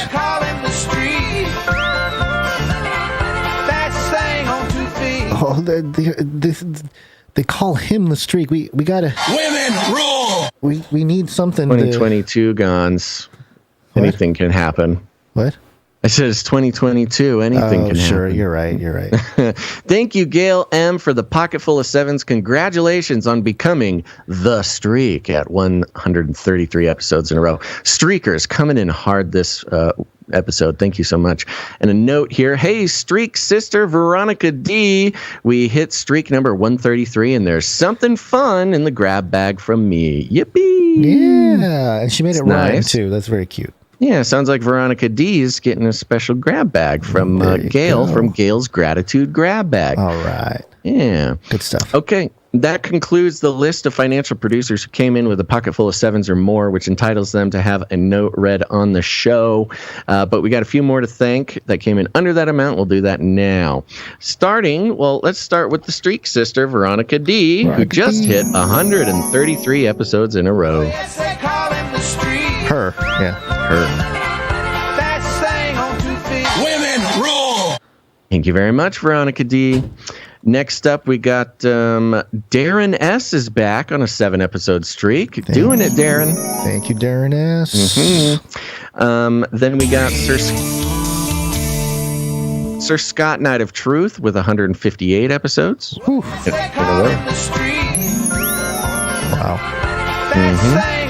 This thing is very slow responding today. Okay. And, of course, we got Sir Casey the Shield Knight on 168 episodes in a row. That's Sir Casey the Streak Setter. Yeah, killing it. Streaking forever. He's been streaking as long as we've been counting streaks. Very impressive. And that concludes our list of financial producers, which we are very grateful for keeping this show going. And remember, folks, if you want to join this elite squadron of producers who help come in, keep the show going financially, we could not do it without them. You can head on over to CanaryCryRadio.com/support. Wait, hold on. Hold on. What happened? We got to move. Is he talking to me? No, He talking to me? CanaryCryRadio.com/support. That's right. And thank you all for your patronage. Oh, we got a baby. We got a baby wandering around back there. Okay. Well, thank you for your patronage. Oh, sorry. Yeah. Shut up and take my money. Thank you for your patronage. Thank you for your patronage. Thank you for your patronage. Please leave a message after the tone. At the tone, please record your message. Leave a message. Beep. Message. That's right. You can leave us a message by going to CanaryCryNewsTalk.com. There's a green tab on the side somewhere. Click on that. You can leave us a message. You're giving us permission to play it on the show, but it's not guaranteed. Any voicemails today, Gonzo? We got a couple of them. The first one is from Polly. Hey, Polly. Polly. I know these last few years have been difficult, and right now it's difficult, but I want to introduce some joy in this family. Let's start with this. Romans 15:13. May God of hope fill you with all joy and peace as you trust in him, so that you may overflow with the hope by the power of the Holy Spirit. James 1:2-3. Consider it pure joy, my brothers and sisters, whenever you face trials of many kinds, because you know that the testing of your faith produces perseverance. What is perseverance? Doing something despite difficulty. Yeah, in achieving success. What's our success? He's coming back, people. We're going to win. Proverbs 10:28. The prospect of the righteous is joy, but the hope of the wicked comes to nothing. Nothing. Bada boom, bada bang. And what is prospect? The likelihood of future events occurring. What's occurring in the future? Jesus is coming back. He's going to save us from this crap. I'm a poet. Didn't even know it. Anyway, read the scriptures, people. Let's get some joy in this family. We need it, huh? Thank you very much, Polly. Thanks, Polly. Polly reading scripture is always something about the accent and the enthusiasm just really comes through. Thank you, Polly. Yeah, I've been looking at some more mafia history stuff. There was an interview that was done with a guy that was like one of the top mafia guys. I'm trying to remember his name. And he talked about Epstein. And he was talking about how Epstein's a scum and all this kind of stuff. Ooh, fun. Disgusting scum and all that. But thank you very much, Polly. The mafia guys, they had more integrity than a lot of these elite criminals of today, comparatively. Oh, yeah, sure. Yeah. I'm they still sorry. killed, but they killed with honor. It sounded like you said criminals, but I know you said politicians. Yeah, well, it's the same word there. Come on. Okay, so thank you very much, Polly. We got one from Rochelle. Happy Wednesday. This is a warning to anyone still sitting on the fence, because the devil owns the fence. And I apologize, guys. I got a terrible cold. I am the way, the truth, and the life. You should know by now what's wrong from right. Don't you think I smell when you kiss and tell? You should know by now there is a hell. Don't you think I know? You've ignored my woe. You should know by now why the four winds blow. Don't you think I've tried, conquered death and died, covered up for sin to make you my bride? Don't you think I save? Children, be brave, conspire against me.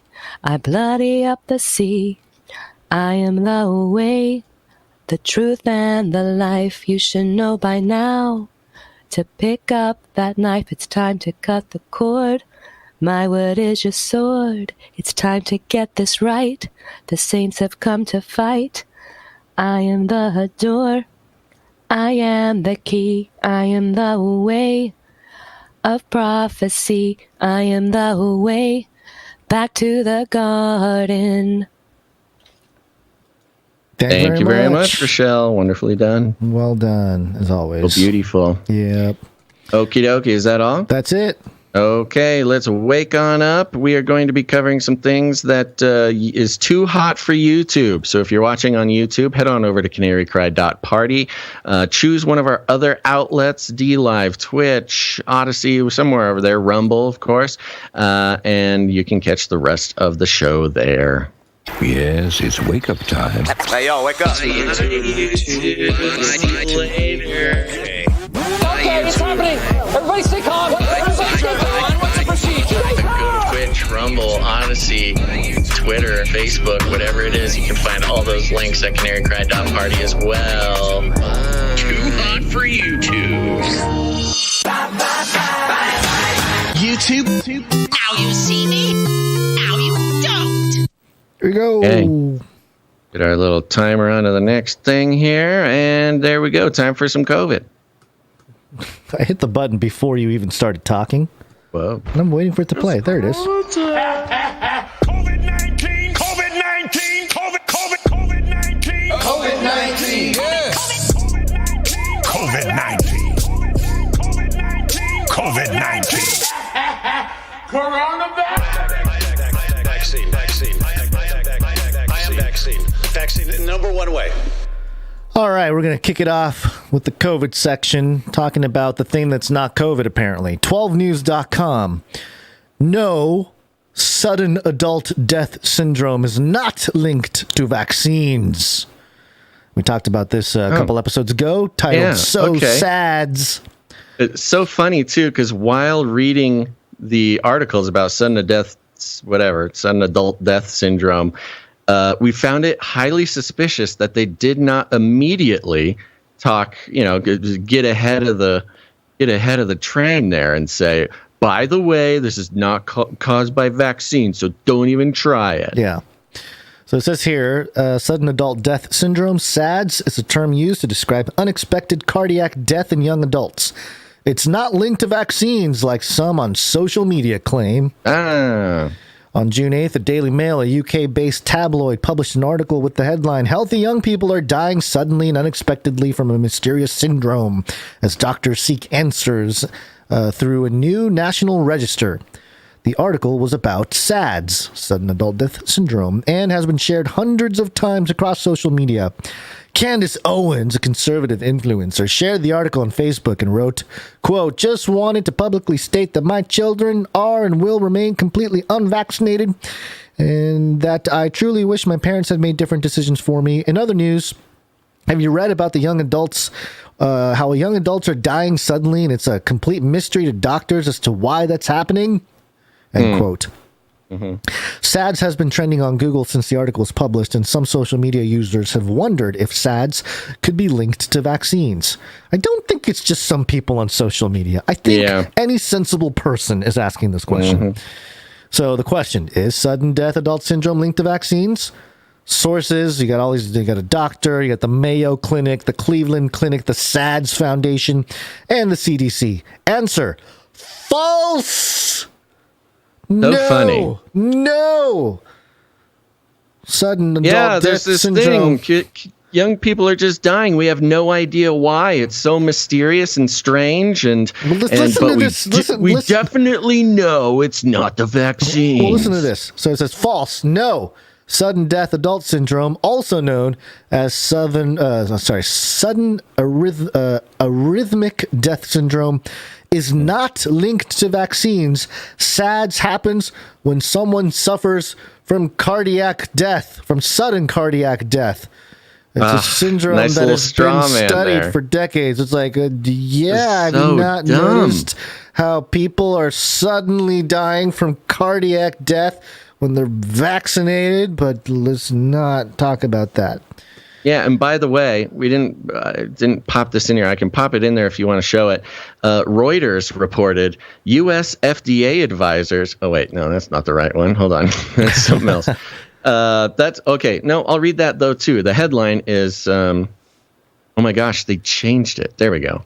Okay, this is from. Oh my gosh, I'm supposed to be so much better at this. Okay, so you got this Reuters headline, came out yesterday. U.S. FDA advisors overwhelmingly back Moderna COVID vaccine for ages 6 through 17. Yeah. Okay, we had advisors. That yeah. So, okay, advisors. Okay, you advise that 6 to 17 should get Moderna. Okay, well, this is also reported everywhere. Headline, Moderna COVID shot linked to higher heart inflammation risk, CDC. So the CDC has officially come out and said Moderna gives a higher risk of heart inflammation in certain groups, including young people. And at the same time, FDA advisors is saying, oh, yeah, it's totally safe. Give it to 6 to 17-year-olds. At the same time, headline is saying, yeah, young adults just keep dying of heart problems, but it's not the vaccine. Definitely not. So it's a wonderful experience, folks, and that's what this podcast, part of our big thing is laying all these headlines next to each other. Because if you're not doing this on your own, you just got to see it all happen at once. There's some triggers in this article. It'll make you scream like I just did. So yeah, you got through that part, or you got a couple other things? No, I'm just laying it all out there. Yeah. There's it's just all there, and it's in mainstream. It's not even conspiracy theory. Everything you need to know is right there in the headlines and the articles, and yet these experts say that it has nothing to do with the vaccine. Yeah, it's not a good look for experts. Well, yes, and so they're quoting this Coley person here who's a non-invasive cardiologist, and saying like, I'm glad that people are talking about SADS now, but it's not in the greatest context. And it says here, SADS has existed long before COVID-19 outbreak and subsequent vaccines were available. No one is saying that it didn't exist before COVID. Yep, exactly. In an email to verify, the SADS Foundation said the first documented case of SADS was described in Germany in 1856. Okay, great. And then there's a quote from Michael J. Ackerman, PhD, MD with the Mayo Clinic College of Medicine, who told Verify via the SADS Foundation, quote, over 2 years into the pandemic, there's been no indication in the largest vaccine programs in the world of an increase in death from these conditions. And then it says, SADS is not reported as an adverse reaction. of the COVID-19 vaccines, according to the Centers for Disease Control and Prevention. So infuriating. Isn't that so infuriating? They're using so VAERS. Infuriating. Now, we read the SADS. We did the whole deep dive on SADS. SADS is caused by many different cardiac issues, including myocarditis and the whole list of the cardiac issues that we've seen as adverse events admitted by the CDC to the vaccines, including in the Pfizer documents, lists all of these inflammatory heart conditions that were adverse events in the vaccines from their own data. And maybe SADS isn't in the data, specifically but mentioned. Everything in the data is listed as a reason for SADS. This is a complete manipulation, a straight up lie, a dirty, dirty lie from the media. And they know they're doing it. And They it's know it sick. too. And the thing that's really infuriating to me is they use VAERS. It's like, Use it's VAERS. not in VAERS, so therefore, Yep. and it's like, wait a minute, I thought VAERS was, not everything was accurate in VAERS a year ago, but suddenly VAERS is now something that they will quote some and go credible off of. source. Yeah. It is so blatant. It's I very, cannot upsetting. believe that they even print it. Yeah, it's unbelievable. Yeah. So there you go. There's your COVID update. Just good old fashioned COVID triggered. Love it. Yeah. All right, let's jump over to monkeypox. Monkeypox. Careful opening the closet, because that's where the evil monkeypox lives.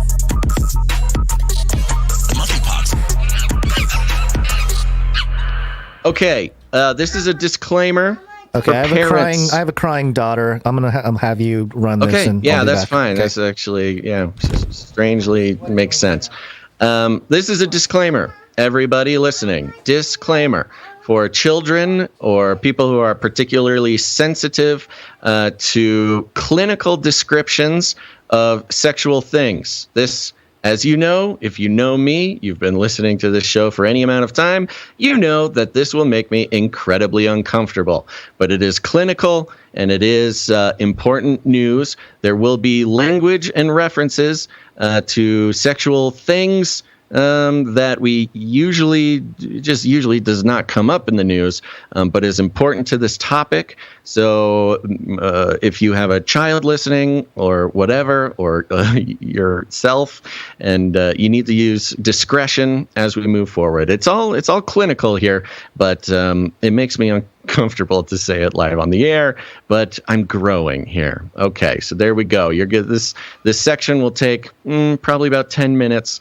So if you need to mute it or do something, you do whatever you need to do. But I would read it to the emus, but they are also mature for their age. Okay, this is an article. Well, let me give some background in exploring the monkeypox timeline. The timeline was this. It was appearing in LGBTQ plus communities more often than other communities, significantly more often, specifically gay and bisexual men or men who have sex with men, MSM. And over and over and over, we are told not a sexually transmitted disease. Don't worry about it. Coincidentally, the people who were tasked with reporting and being the experts on this were specifically HIV, AIDS, sexually transmitted disease experts from the WHO and other places, but weeks and weeks of mainstream media reporting that monkeypox had nothing to do with sexually transmitted diseases. And so we have this article from Fortune. We're going to also explore one from Reuters. And here we go. Goes like this. Monkeypox is spreading through sexual contact. Whoa, look at that. It's like we knew it before the experts, folks. Monkeypox is spreading through sexual contact, but it's not a sexually transmitted infection, who says. Here's what that means. Okay, monkeypox, a potentially lethal disease. So we've heard this kind of description before where, yes, people are getting it through sexual contact, but, that's just because they're kissing and they're got close contact with a rash or whatever. It spreads by droplets of of aerosol, not aerosol, but, spit droplets and etc. contact with somebody who has it. That's what we've been saying, or that's what they've been saying, and that's why they don't call it a sexually transmitted disease. However, the article reads like this. Monkeypox, a potentially lethal disease responsible for an alarming rise in cases in North America and Europe, are over the past 3 weeks, is primarily spreading through sex between men, according to the World Health Organization. The disease is spread through close contact with infected people, animals, or materials that are contaminated with the virus. It enters the body through broken skin, the respiratory tract, or through the eyes, nose, or mouth, according to the CDC. The virus is not considered a sexually transmitted infection or spread through semen and vaginal fluids. WHO officials noted anyone in close contact with a person who has the virus is considered at high risk of infection. However, quote, many diseases can be spread through sexual contact. You could get a cough or a cold through sexual contact, but it doesn't mean that it's a sexually transmitted disease. Andy Seal, an advisor to the WHO about HIV, hepatitis, and other sexually transmitted infections, told NBC. In response to the rising number of monkeypox cases worldwide, Bavarian Nordic, a Danish vaccine manufacturer, is ramping up production of its smallpox vaccine to help governments fight the growing outbreak, according to the Wall Street Journal report. Then it goes into some of the numbers of people who have contracted it, and they do it many, many times. Man, they are loving these numbers. Okay, here we go. Supply of the vaccine. So we are moving into the vaccine sales aspect of smallpox. Supply of the vaccine is currently limited, but the company will be increasing its manufacturing in weeks and months ahead. Chaplin told the Wall Street Journal, quote, we feel confident based on discussions that we'll be able to meet the demand in a relatively short period of time. Speaking to reporters on Sunday, President Biden said the public should be concerned about the rising number of cases in the U.S. and abroad, which is hilarious because last week he literally came out and said, don't worry. He pulled a Trump. He said, don't worry. It's not an issue. You shouldn't even think about it. And now this week he's changed his tune. Quote, they haven't told me the level of exposure yet, but it is something that everybody should be concerned about, Biden told reporters. Quote, it is a concern in that if you were to spread, it would be consequential. Okay. On Monday, Biden backtracked those comments, saying the country has vaccines to take care of it. So not only do we have a flip and a flop, we're back to a flip with Biden. Quote, I just don't think it rises to the level of the kind of concern that existed with COVID-19, Biden said.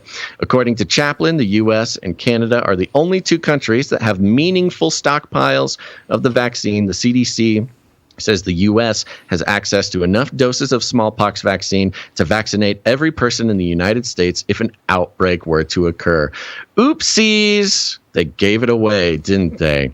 You pair that with Bill Gates' comments about smallpox and vaccines and, how it's so important that governments listen to him as the sort of scientistic prophet. So there you go. We specifically have reporting. You get it here. The virus is not considered a sexually transmitted infection or spread through semen and vaginal fluids. Now, this article came out May 23rd. And you know what we said when we were reading this reporting? Bull hockey. No way in the world are you reporting it this way from HIV experts, et cetera, if you know something that we don't know. Or other way around. You get it. Uh-oh, folks. Now we move over here to Reuters. Came out today. WHO looks into reports. We're back to this clinical language, folks, so adults only. HWO looks into reports of monkeypox virus in semen. The World Health Organization is looking into reports that the monkeypox virus is present in the semen of patients, exploring the possibility that the disease could be sexually transmitted, a WHO official said on Wednesday. Many cases in the current monkeypox outbreak, largely centered on Europe, are among sexual partners who have had close contact, and the agency reiterated that virus is mainly transmitted via close interpersonal contact. What an interesting way to say that. But okay. In recent days, scientists say they have detected viral DNA in the semen of a handful of monkeypox patients in Italy and Germany, including a lab-tested sample that suggested the virus found in the semen of a single patient was capable of infecting another person and replicating. Right there, black and white, that is a sexually transmitted disease. However, no, it's not. Catherine Smallwood, it doesn't say however, by the way, it just goes in. Catherine Smallwood, monkeypox incident manager at WHO Europe, said it was not known whether recent reports meant the monkeypox virus could be sexually transmitted. The flippy-floppy nature of this entire thing is complete madness. In the same article by Reuters, said they have found that the virus is in the sexual fluids of these men and is capable of infecting another person and replicating. What does that make it? Does it not make it a sexually transmitted disease, even though it's found in the sexual fluids that can infect another person? Well, not according to the WHO, because don't believe anything you know about the world, because the WHO is here to confuse and sedate you, people. Even though we know that it can transmit this way, it was not known whether recent reports meant the monkeypox virus could be sexually transmitted. It literally says it. But okay. Quote, this may have been something that we were unaware of this disease before, she told press briefing. Quote, we really need to focus on the most frequent mode of transmission, and we clearly see that to be associated with skin-to-skin contact. Really? Really? You're saying 99% of people getting smallpox are men who are having sex with men, and you've now found that it is that it can be transmitted through sexual fluids, and you're still saying that it's skin-to-skin contact? Okay, cool. The way that they are playing this exact game out from the way that they did with COVID, where the evidence is clear, the science is clear, those who actually believe the actual evidence are called crazy conspiracy theorists, told that they're not experts, told that they are spreading misinformation for simply reading the science. And the science says this is a sexually transmitted disease, and yet they're trying to convince us it's not. More than 1,300 cases of the viral disease have been reported, etc., etc. Most cases have been reported in men who have sex with men. The outbreak has triggered concern since the virus is rarely seen outside of Africa, where it is endemic, and the majority of the European cases are not related to travel to the continent. It's like they don't even know how viruses work here at the WHO. Okay, you don't have to go to Africa to catch a disease that is also in Africa. But sure, as the outbreak spreads, the WHO has recommended targeted vaccination of close contacts, including healthcare workers, but has warned it is already seeing a rush to stockpile vaccines. And what they're not saying there is that this is going to be, when they say targeted vaccination, they are saying they want to have a targeted vaccination campaign of gay men. Quote, once again, me first approach could lead to damaging consequences down the road, meaning stockpiling vaccines. Quote, I beseech governments to tackle monkeypox without repeating the mistakes of the pandemic. and keeping equity at the heart of all we do. Oh, so it's equity that was our biggest mistake, not the gaslighting of an entire population, not just of the country, but of the world. That's not the mistake. The mistake wasn't coming out and literally lying in the public media, on television, Fauci lying over and over, caught in the lies, and having to justify his lying. The same thing here. They've been lying about smallpox for 3 weeks, and they say to themselves, we really shouldn't repeat the mistakes, so let's have equity when it comes to vaccines. Completely missing the point. These people are clueless. Now, there's more to the story, folks. Head on over to Forbes.com. Let's see. Yes. The headline, Who Calls for Monkeypox Virus Name Change? Did you want to do the Forbes or the BBC? I'm going to do one moment of the Forbes and then jump over to the BBC. Okay. Who calls for monkeypox virus name change? Okay, so you're changing the name, but you're not changing the obvious facts about the virus that is sexually transmitted, or maybe you're changing the name because it's not monkeypox. It's something else that is sexually transmitted. Okay. Here's why scientists believe it's stigmatizing. Scientists believe that it's stigmatizing to call it monkeypox. Is it stigmatizing the monkeys? That must be it. They're protecting the monkeys. The World Health Organization on Tuesday announced it was working with experts to change the name of monkeypox virus that has spread to more than 20 countries in recent weeks after a group of international scientists last week sounded alarm about the virus strain's name's, quote, discriminatory nature. Not discriminate against the monkeys. WHO Director General Tedros Adhanom Ghebreyesus said the organization was, quote, working with partners and experts from around the world on changing the name of monkeypox virus. It's CLADS. I don't know how to pronounce this. CLADS or CLADS, and the disease it causes, while adding new names will be announced as soon as possible. The move comes a week after a group of 30 scientists from Africa and around the world wrote in a position paper there was an urgent need to change the virus name, calling it stigmatizing.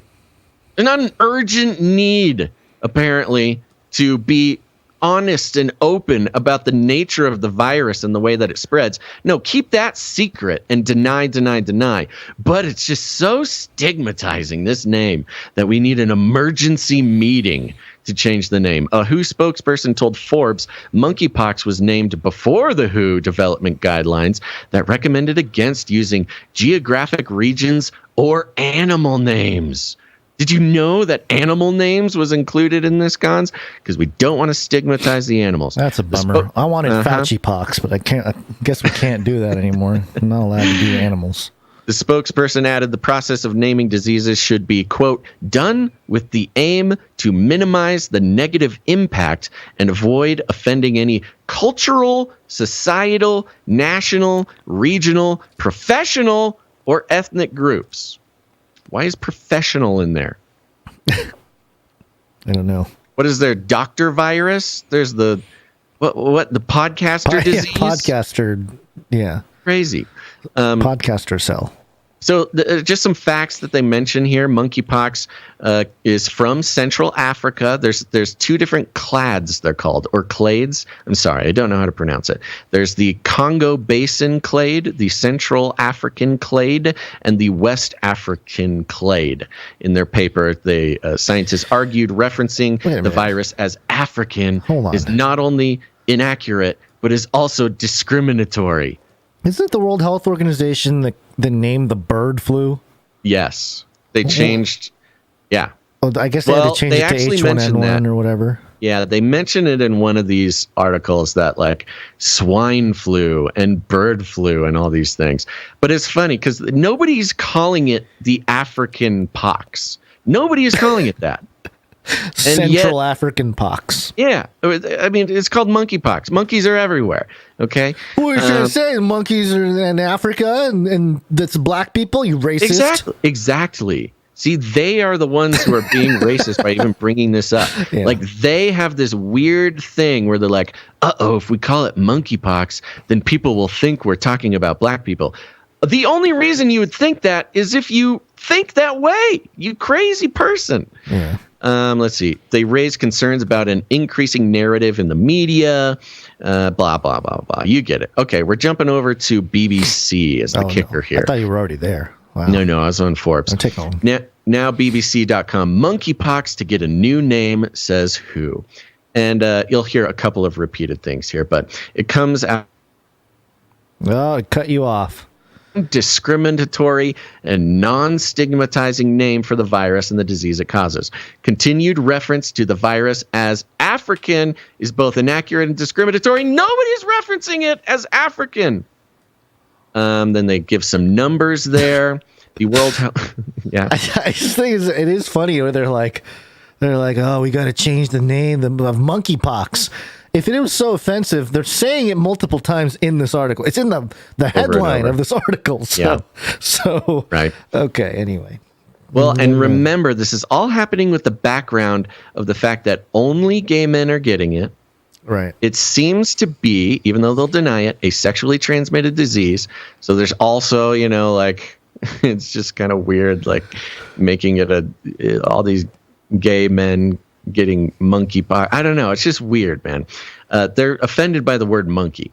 The World Health Organization says it will hold an emergency meeting next week to determine whether to classify the outbreak as a public health emergency of international concern, the highest alarm in the UN agency can sound. The only other diseases this has happened for in the past are swine flu. Hey, you can't call it swine flu. Polio, Ebola, Zika, and COVID. So emergency meetings. It's completely mad. Okay, maddening. So it's joined the ranks. As one of the things you skipped over here with the numbers, 72 deaths have been reported. 72, interesting. There's a big 70/72 in the Bible. There's an important number there. Jesus sent out 70. 70 table of nations or 72. I don't know. It's kind of the same number in the Bible. But then it says 72 deaths have been reported in the countries where monkeypox was already endemic. None have been seen in the newly affected 32 countries, such as the U.S. So the next country, Basil, will be the 33rd country to have monkeypox. And that country will be, I don't know, they'll win or Ukraine? something. Yeah, Ukraine. Or Russia. Okay, one last thing here and we'll wrap it up. Okay. The virus has been spreading in an unusual manner around the world in recent months. An unusual manner? What could this unusual manner be, knowing what we know now? Previous outbreaks have been mainly confined to parts of Africa. Wait a second. You just said that's stop racist. Referencing Africa. Can't say that. The article just said. It is wait, hold on. insane. Continued references to the virus as African is both inaccurate and discriminatory. Inaccurate and discriminatory. Later in the inaccurate being specifically relevant to a journalist. Inaccurate. And then later in the article, previous outbreaks have been mainly confined to parts of Africa. Confined to Africa. And it's funny because even calling it a previous outbreak is inaccurate in Africa because it is endemic in Africa. Yeah, there's no outbreaks. It's a constant thing people live with. But listen to this. It gets even better. Previous outbreaks have been mainly confined to parts of Africa. Okay, that goes against everything you said about the discriminatory nature of the name. But okay, where rodents, not monkeys, are thought to be the main animal host. So monkeypox spreads in Africa via rodents? It's literally about the monkeys, Gonz. They literally said this is racist to say it comes from Africa and inaccurate. Then they say it comes from Africa, but they go and they protect the monkeys, where rodents, not monkeys, are thought to be the main animal host. They are protecting the monkeys. They don't want to stigmatize the monkeys, but they are lying and saying it's about Africa. Oh, It is I so think I know what's bizarre. going on here. This whole reptilian thing was a misdirection. It's always been the monkeys. The monkey Planet v. of the reptile Apes was, war. Planet of the Apes was just one side of the story. The article ends like this, and this is just so incredible in the context of everything we have covered so far. And I'm sorry this is going long, but it's important. The infection causes a rash that looks a bit like chickenpox. Okay, we can't call it chickenpox. Why are we still calling it chickenpox? It's stigmatizing the chickens, but okay, apparently it's just for the monkeys. The virus can be spread when someone is in close contact with an infected person. Oh, is that what the kids are calling it these days? It has not previously been described as a sexually transmitted infection, but it can be passed on by close contact. And to top it all off, very last sentence, anyone with the virus should abstain from sex while they have symptoms. But it's not an STD though, right? But it is, but it's not. Completely speechless at the brazen, nonsensical handling of this entire thing. It is more baffling to me than the way that they handled COVID. Yeah, and in such a short amount of time too. Like that's what I'm saying. On the same day, most of these articles are coming out today, and they are conflicting with one another, and they're conflicting with themselves. In the same article, they will say entirely conflicting things, bending over backwards to say it's about Africa, not the monkeys, to say you can get it through sexual fluids, but it's not sexually transmitted, but it's just close contact, but also you should abstain from sex also, but it's not sexually transmitted. It is the most, and this is a result of I hate to do it. It's kind of played now to mention this, and honestly, it's the least valuable deconstruction and analysis of the situation, but it is a result of the wokeness. I mean, this is just the wokeness is infecting wokeness, which I don't believe is a sexually transmitted disease, Gonz, but it is possible. You should abstain from having close contact with the woke because it could get on you. But it is the wokeness that is completely creating. I mean, this is almost a supernatural confusion that they are inflicting on the public here.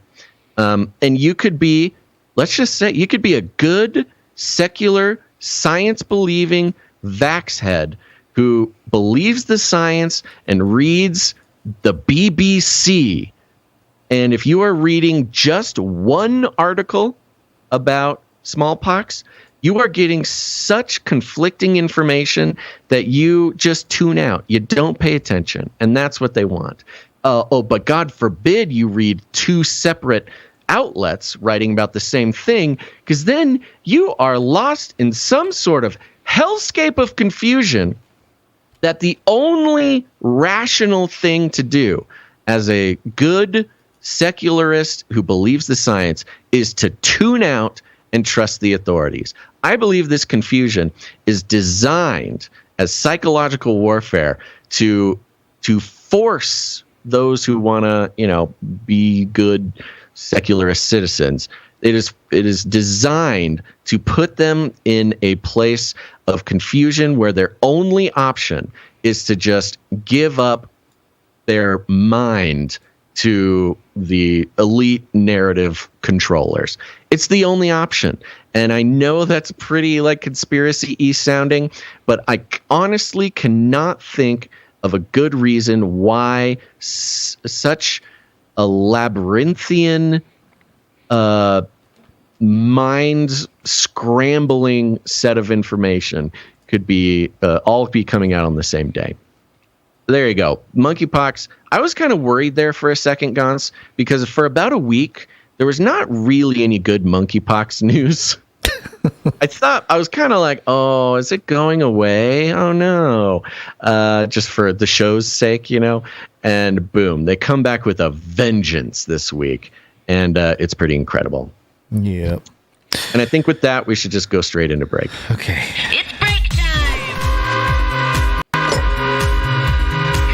Come on, take a break. This is our second break where we thank our producers who come in with their talent. Canary Cry News Talk is a place of therapeutic reflection of our troubling world, and we encourage all of you out there who have been blessed with the talent to make something, whether it be a painting, a sculpture, a piece of literature, architecture, cinema, music, theater, or fushigi. And it doesn't matter. Do it and then share it with all of us here so we can process all the madness together. And to start things off, we're going to do some audio production. Audio production.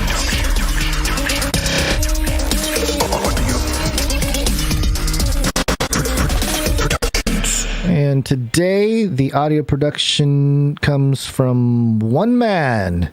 And his man is named Jonathan F. Jonathan F. Thank you, Jonathan F., for your faithfulness and diligence in creating for the show. Yeah, he sent in this piece here. It's called Big Spenders, Saving People's Lives. The note that accompanied it, $2 million? It's definitely Russia's fault. Or should I say Putin? When I come to you and talk about big spenders, let them know. Almost $2 trillion in deficit reduction. I don't want to hear any more of these lies. Almost $2 trillion. We're changing people's lives. Deficit reduction.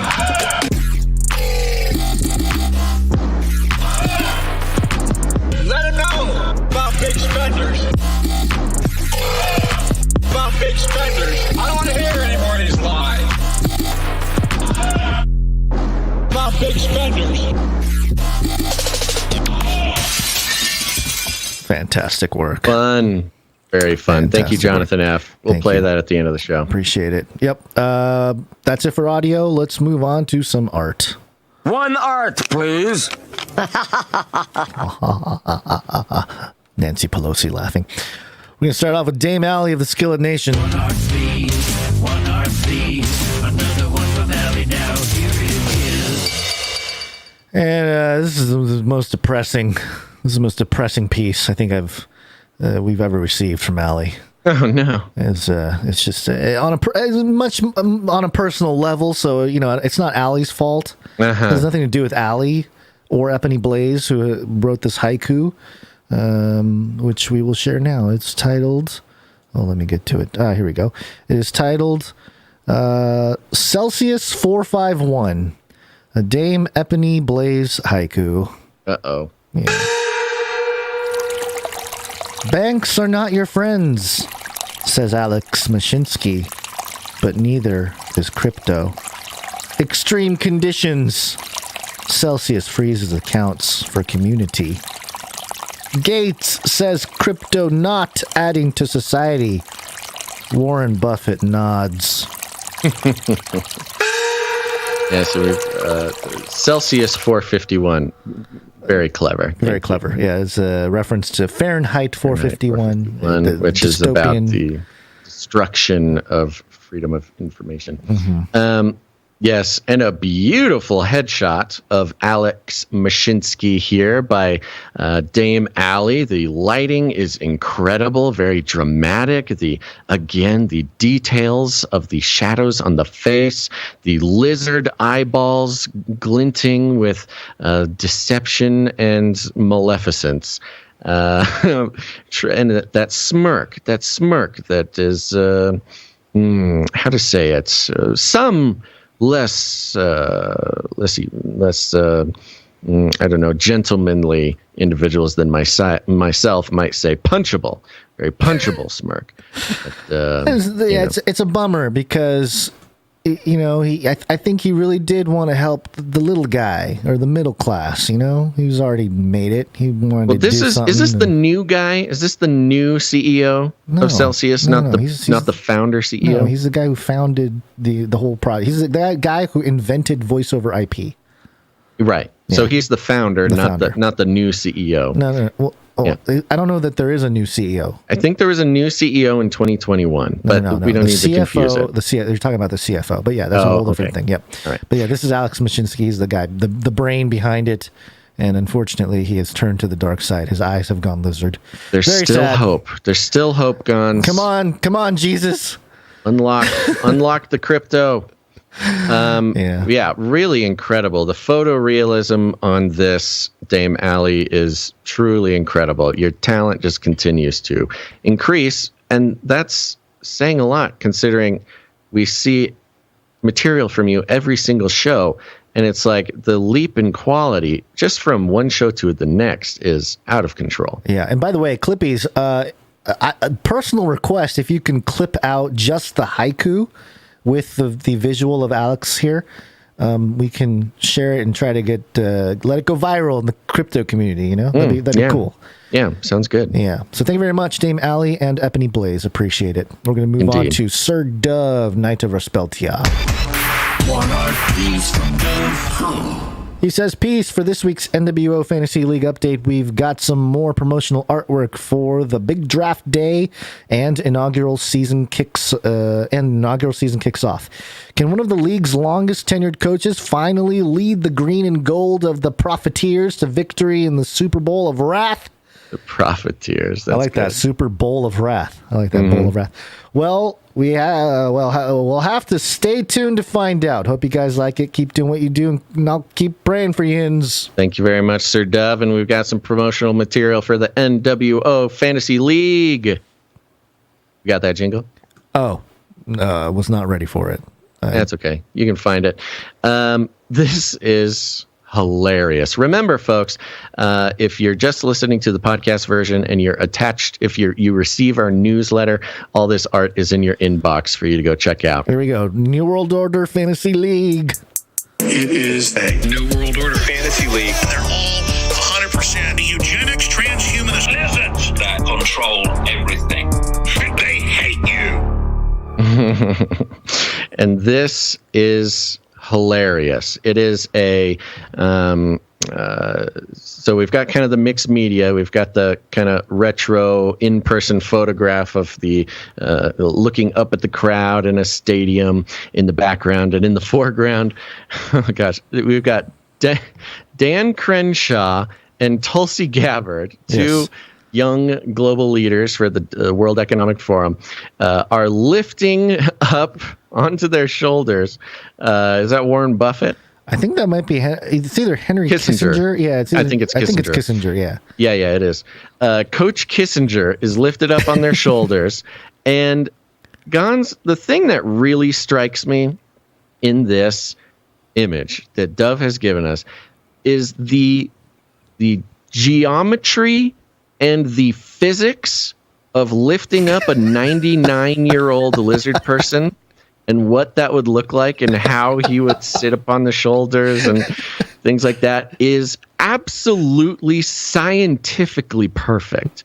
You look at it and just the way that the positioning of the bodies, the hunched of the back, the fear in the eyes, the hand trying to keep the balance is seriously an incredible depiction of what it would be like for Dan Crenshaw and Tulsi Gabbard to lift Coach Kissinger up onto their shoulders after he brings the Profiteers to victory. Here's what I would like to know. There is another arm coming in. If you look very carefully on the left side of the image, there's a man in a suit whose hand is also holding the leg. Yeah, kind of reaching in and holding the leg. Who's that guy? It's mysterious, yes. Well, perhaps it's Kissinger's handler or something. Some deep messaging here. Of course, we've got the little gold Baphomet pin on the lapel of Kissinger. Yes. We've got the Cat of Nine Tails Nike symbol there on the pants of Dan Crenshaw. really incredible. This one will be added to the website, Faux Show. In fact, all of them will be to the New World Order Fantasy League website, which we'll be announcing soon. Thank you very much, Sir Dove. Thank you, Sir Dove. All right. Do we have a microfiction from Monk Smash? Yes. Okay. Microfiction. Microfiction.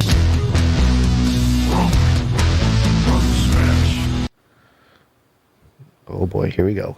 Come on. Basil and Gonz sits in the Canarium studio. Behind them, as they live stream, a glowing green spider opens the door. As Basil reaches the climax of his "I told you so" rant about the zombie robot Girl Scouts, unnoticed is Rooster plugging in his beak.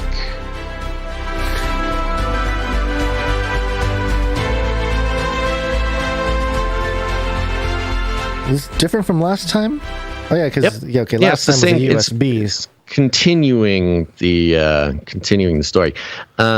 By the way, Runk Smash says that we are right on with our interpretation of what's been going on in the microfiction.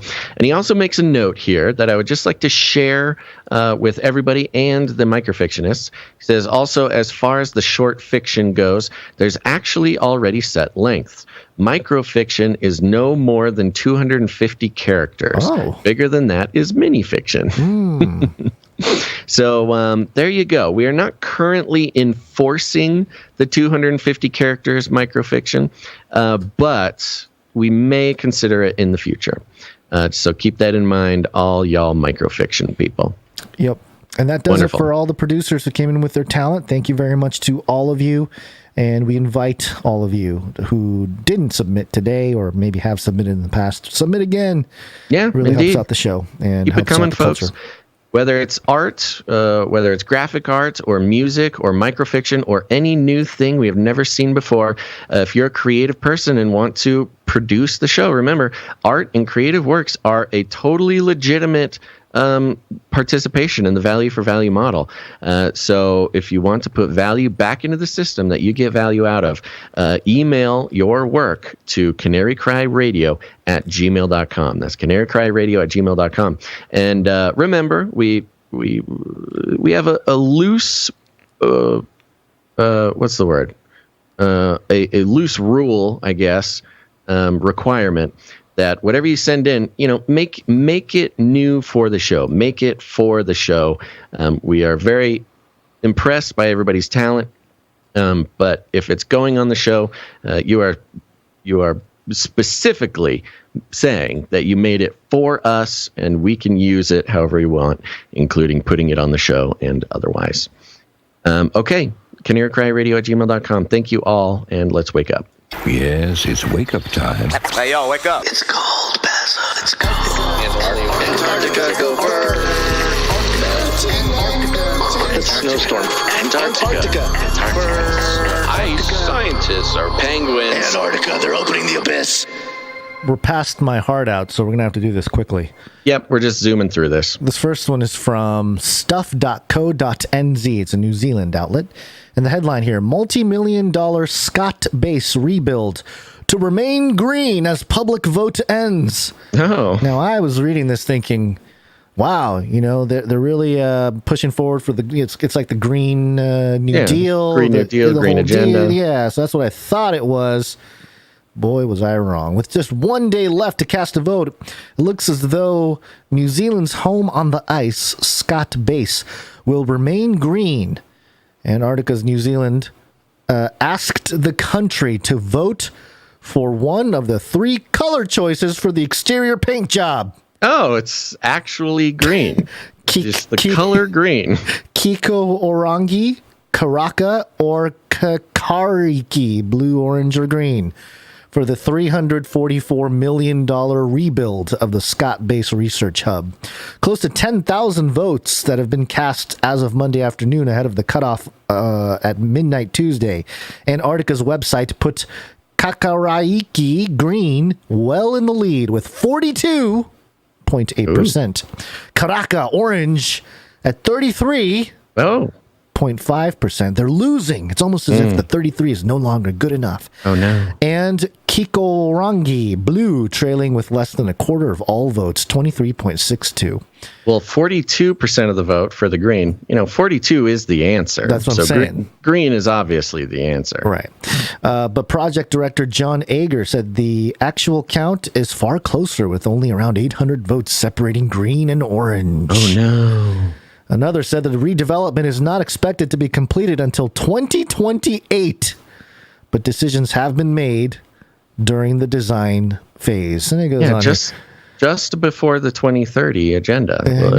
Perfect. And it's got this picture of 3 different versions, blue, orange, or green. Yeah. And great. Wonderful. I mean, it is a nice color green. It is. I think there's some espionage or something going here, because the blue is a very deep sort of it is cartoonish blue. Not a typical blue. It's like it is a deep blue. The orange is a very orange. Yeah, it's very vibrant, orange. Very, very orange. But the green is sort of like a subdued minty green. Mint green, that's what it is, yeah. It's really soothing. I mean, I like the green. Yeah. It really does align well with all the wokeness going on down there. Yeah. So, I was faked out by this, which is basically just a lesson in read the article, don't assume things, because... When I read it, I thought, they're spending $1 million in Antarctica for the green agenda, huh? Mm-hmm. And then it turns out it was just literally the color of the paint of the... Which, by the way, who cares? Yeah. But I guess... Here's something fun that I read when you brought this. There's also kind of a tie-in. Remember, folks, if you're new, we are constantly analyzing and deconstructing the news about Antarctica and have discovered that it is being sort of groomed and prepared in the minds of the world that Antarctica is sort of the utopia. It's the utopia of wokeness, utopia of equity, utopia of whatever. And like all things Green New Deal and equity involved and everything, there is always the white liberal elite who benefit more than anybody, right? Which is what we've been seeing with Antarctica.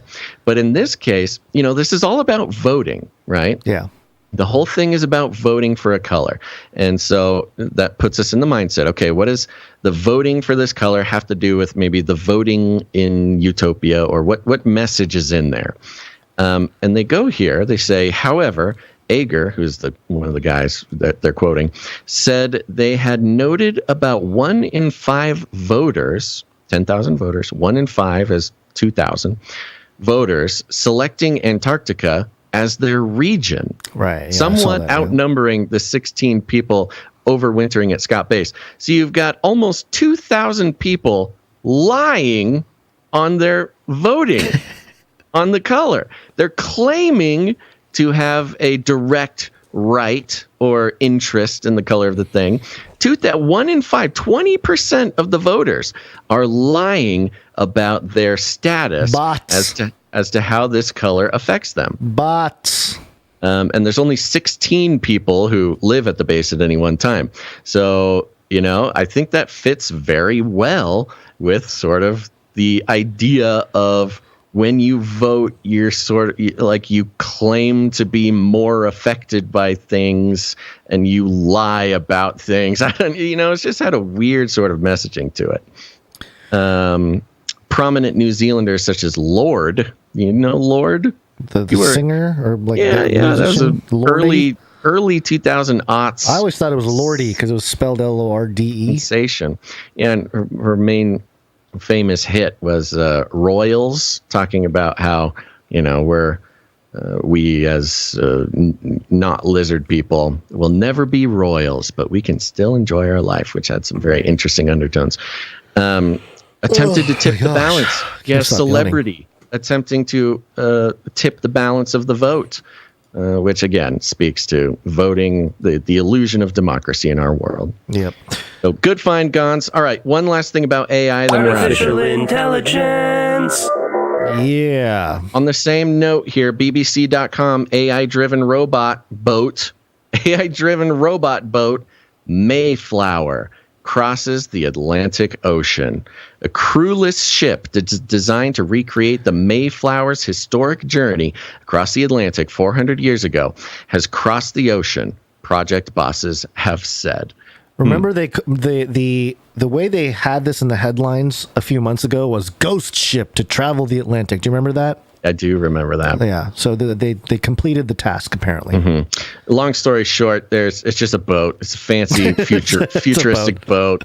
No people on it, completely controlled by computers, has re-followed the route of the Mayflower, which in the U.S. has some very interesting undertones. There's the Mayflower Society, who are sort of they're not a secret society, but they are very elitist and don't really fit in to today's. They used to be very elitist, very, I don't know, there's an honored society. These are people who allegedly directly descend from people who came over on the Mayflower, which, 2022 is not a great time to be bragging about that.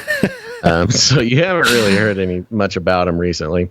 And then the whole thing just based on IBM technology. IBM, not the greatest history, especially if you're talking about the Nazis. Yeah, because it's built machines for the Nazis.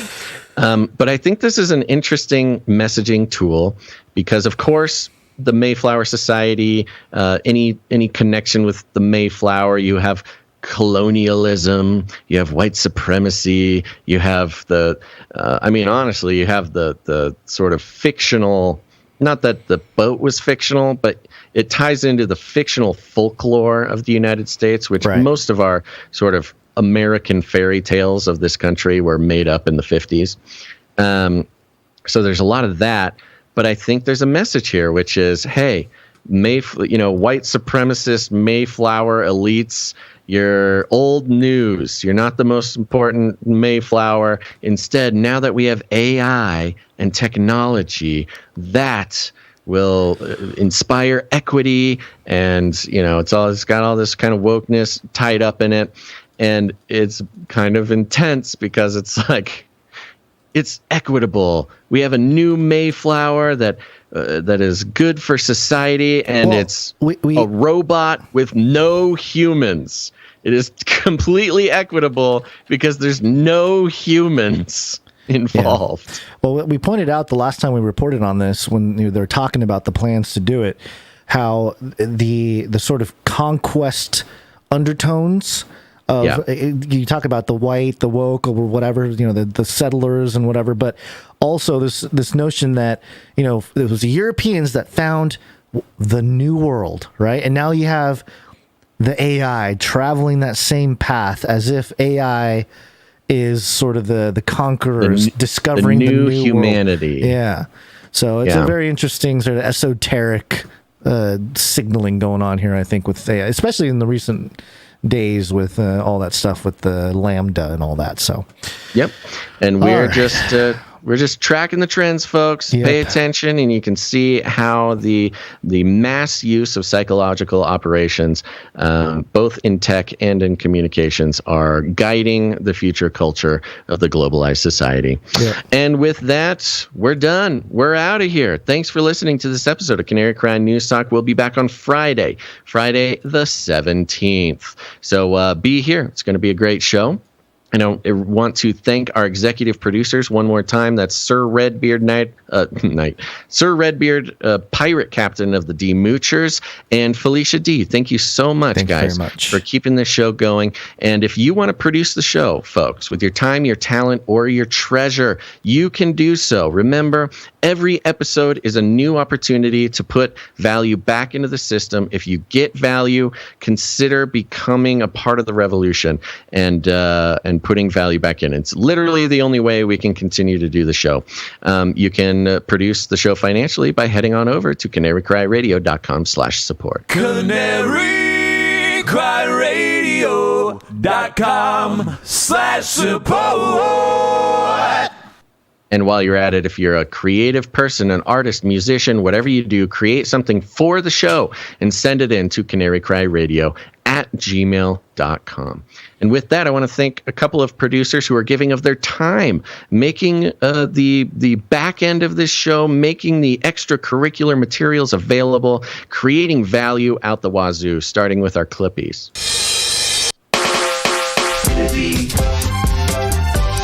Clipping all those videos. Thanks. Yeah, they clip out every show. The segments are available on the Canary Cry Clips YouTube channel and Odyssey channel. Go subscribe to that right now. Go do it. Lots of good stuff there, and share it out with your friends and your family. Producer Emsworth and producer Faye Liverin, thank you so much for managing that and really taking care of us and the rest of the producers worldwide, making that stuff available. Absolutely. Thank you so much. Next up, the Timestampers. Timestamp, it's hard work. Timestampers. They timestamp every live show. It goes into so much of our back-end production. We appreciate it very much. And thank you to Jackie Yu for doing the timestamps for Monday's show. We need another jingle. So if there's any jingle makers out there, perhaps Marty B, since he has done the other two for us. Marty B, if you're there. We have a social media person who is working hard at making sure that clips get posted, art is on the stuff, the whole thing. So I'd like to thank our new social media producer, Miss G, producer Miss G. All right, for doing Miss G. that. Thank you very much. Thank you very much, Miss G. Also, if there's any other producers out there who want to get involved in any other way, I mean, it's no matter what your skills are, no matter what your experience is, there is something here for you. We may not even know it until you send us an email or get in contact and let us know what you think you might be able to help the show out with. We always are open and excited and enthusiastic to find more ways for producers to get involved. You can send us an email at CanaryCry.Radio@gmail.com, or if you go to CanaryCry.com/support, scroll all the way to the bottom. There's a form you can fill out. It's a fun form. I made it myself. It's a fun form. Ask anybody. Forms aren't that fun most of the time, but they are when old Baz gets his hands on it. Fill that form out, and it'll let us know that you're there and you're willing, and we'll get in contact with you. Oh my gosh, I can't stop yawning. I know. We're almost done. bad. CanaryCry.Meetups.com. Meetups. Canary Cry Meetup. That lack of sleep is really catching up. My eyes, Yeah, I that'll can't even happen keep to my you. eyes open. This is bad. We're so close. I know. Just go to CanaryCry.Meetups.com. You can see where the meetups are. Go to the meetups. There's one in Pennsylvania next month that you must go to if you're in the area, and put one on yourself. Just email us. Let us know where you'll be, what time it will be, and we will tell the world, and people show up. CanaryCry.Meetups.com. We'll see you at the meetup.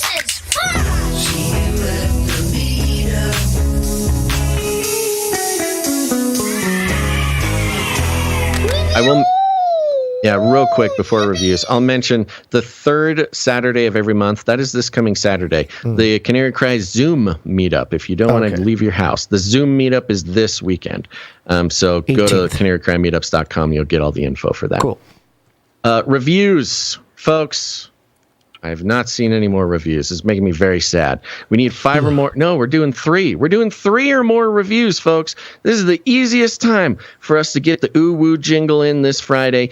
If we can get 3 or more reviews by the end of the week, it'll really help us out. The more reviews we get every week, the more the algorithms push the show out to people who have never heard it before.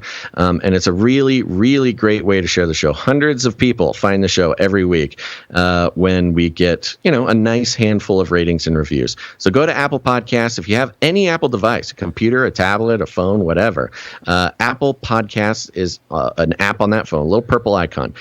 Click on that, search for Canary Cry News Talk, leave us a rating and review. Let us know what you like about the show or don't like, but I won't like that, but I will like it if you tell me how much you like it.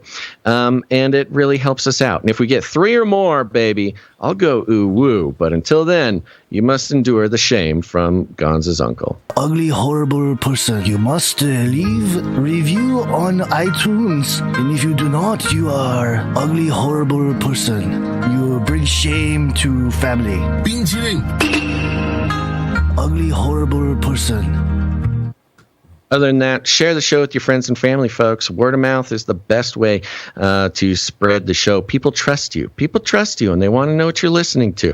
Let them know about Canary Cry News Talk. But if you want to do it a different way, you know, we got a lot of eccentric people out there, unique individuals who want to express themselves in ways that no one else can. And we support you in that endeavor. If you want to do something funky, here's what you do. Hold an election. Dun, dun, dun. Hold an election, make a lot of big claims, make a lot of extravagant claims that your election is immune from any tampering by international tyrants, and that is the most secure election ever. And you're going to hold an election for best podcast in the metaverse. And what are the options? Well, of course, Joe Rogan's going to be on there.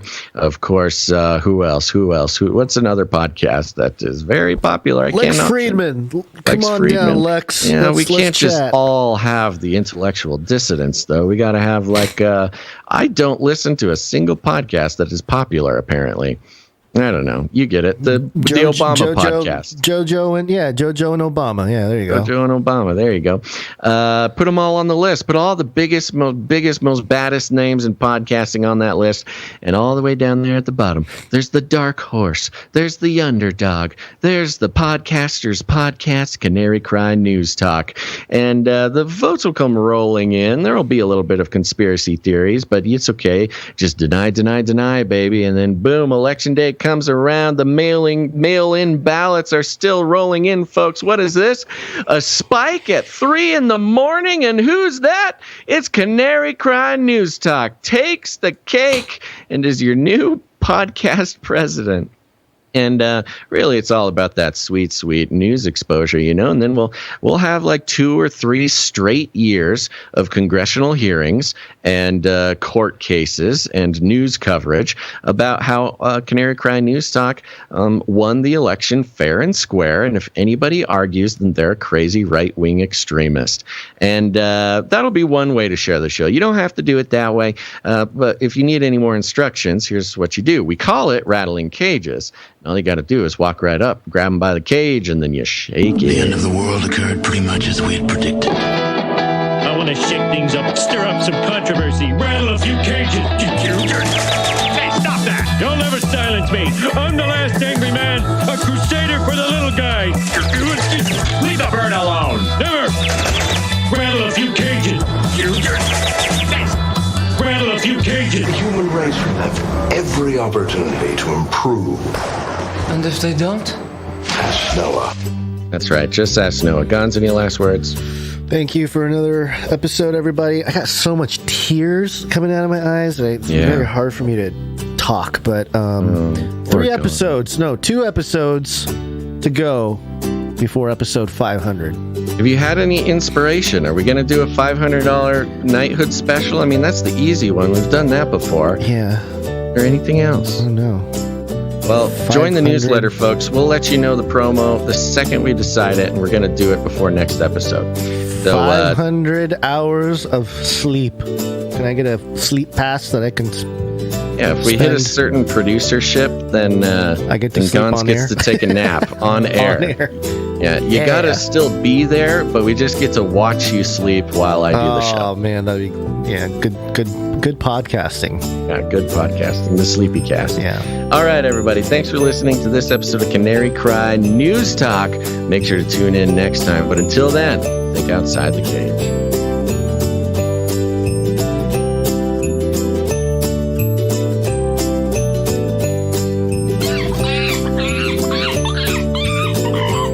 We will hunt you down and make you pay. Give me a break. Remember, reality is an illusion. The universe is a hologram. Buy gold. Buy!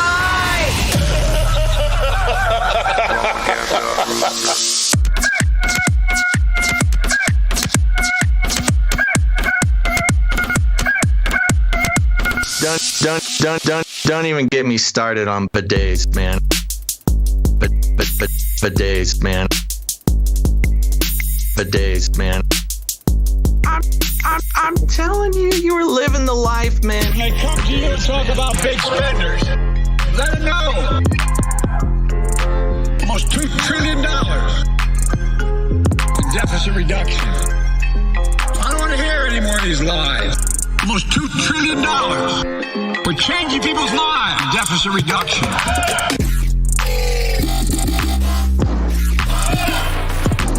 Let them know about big spenders.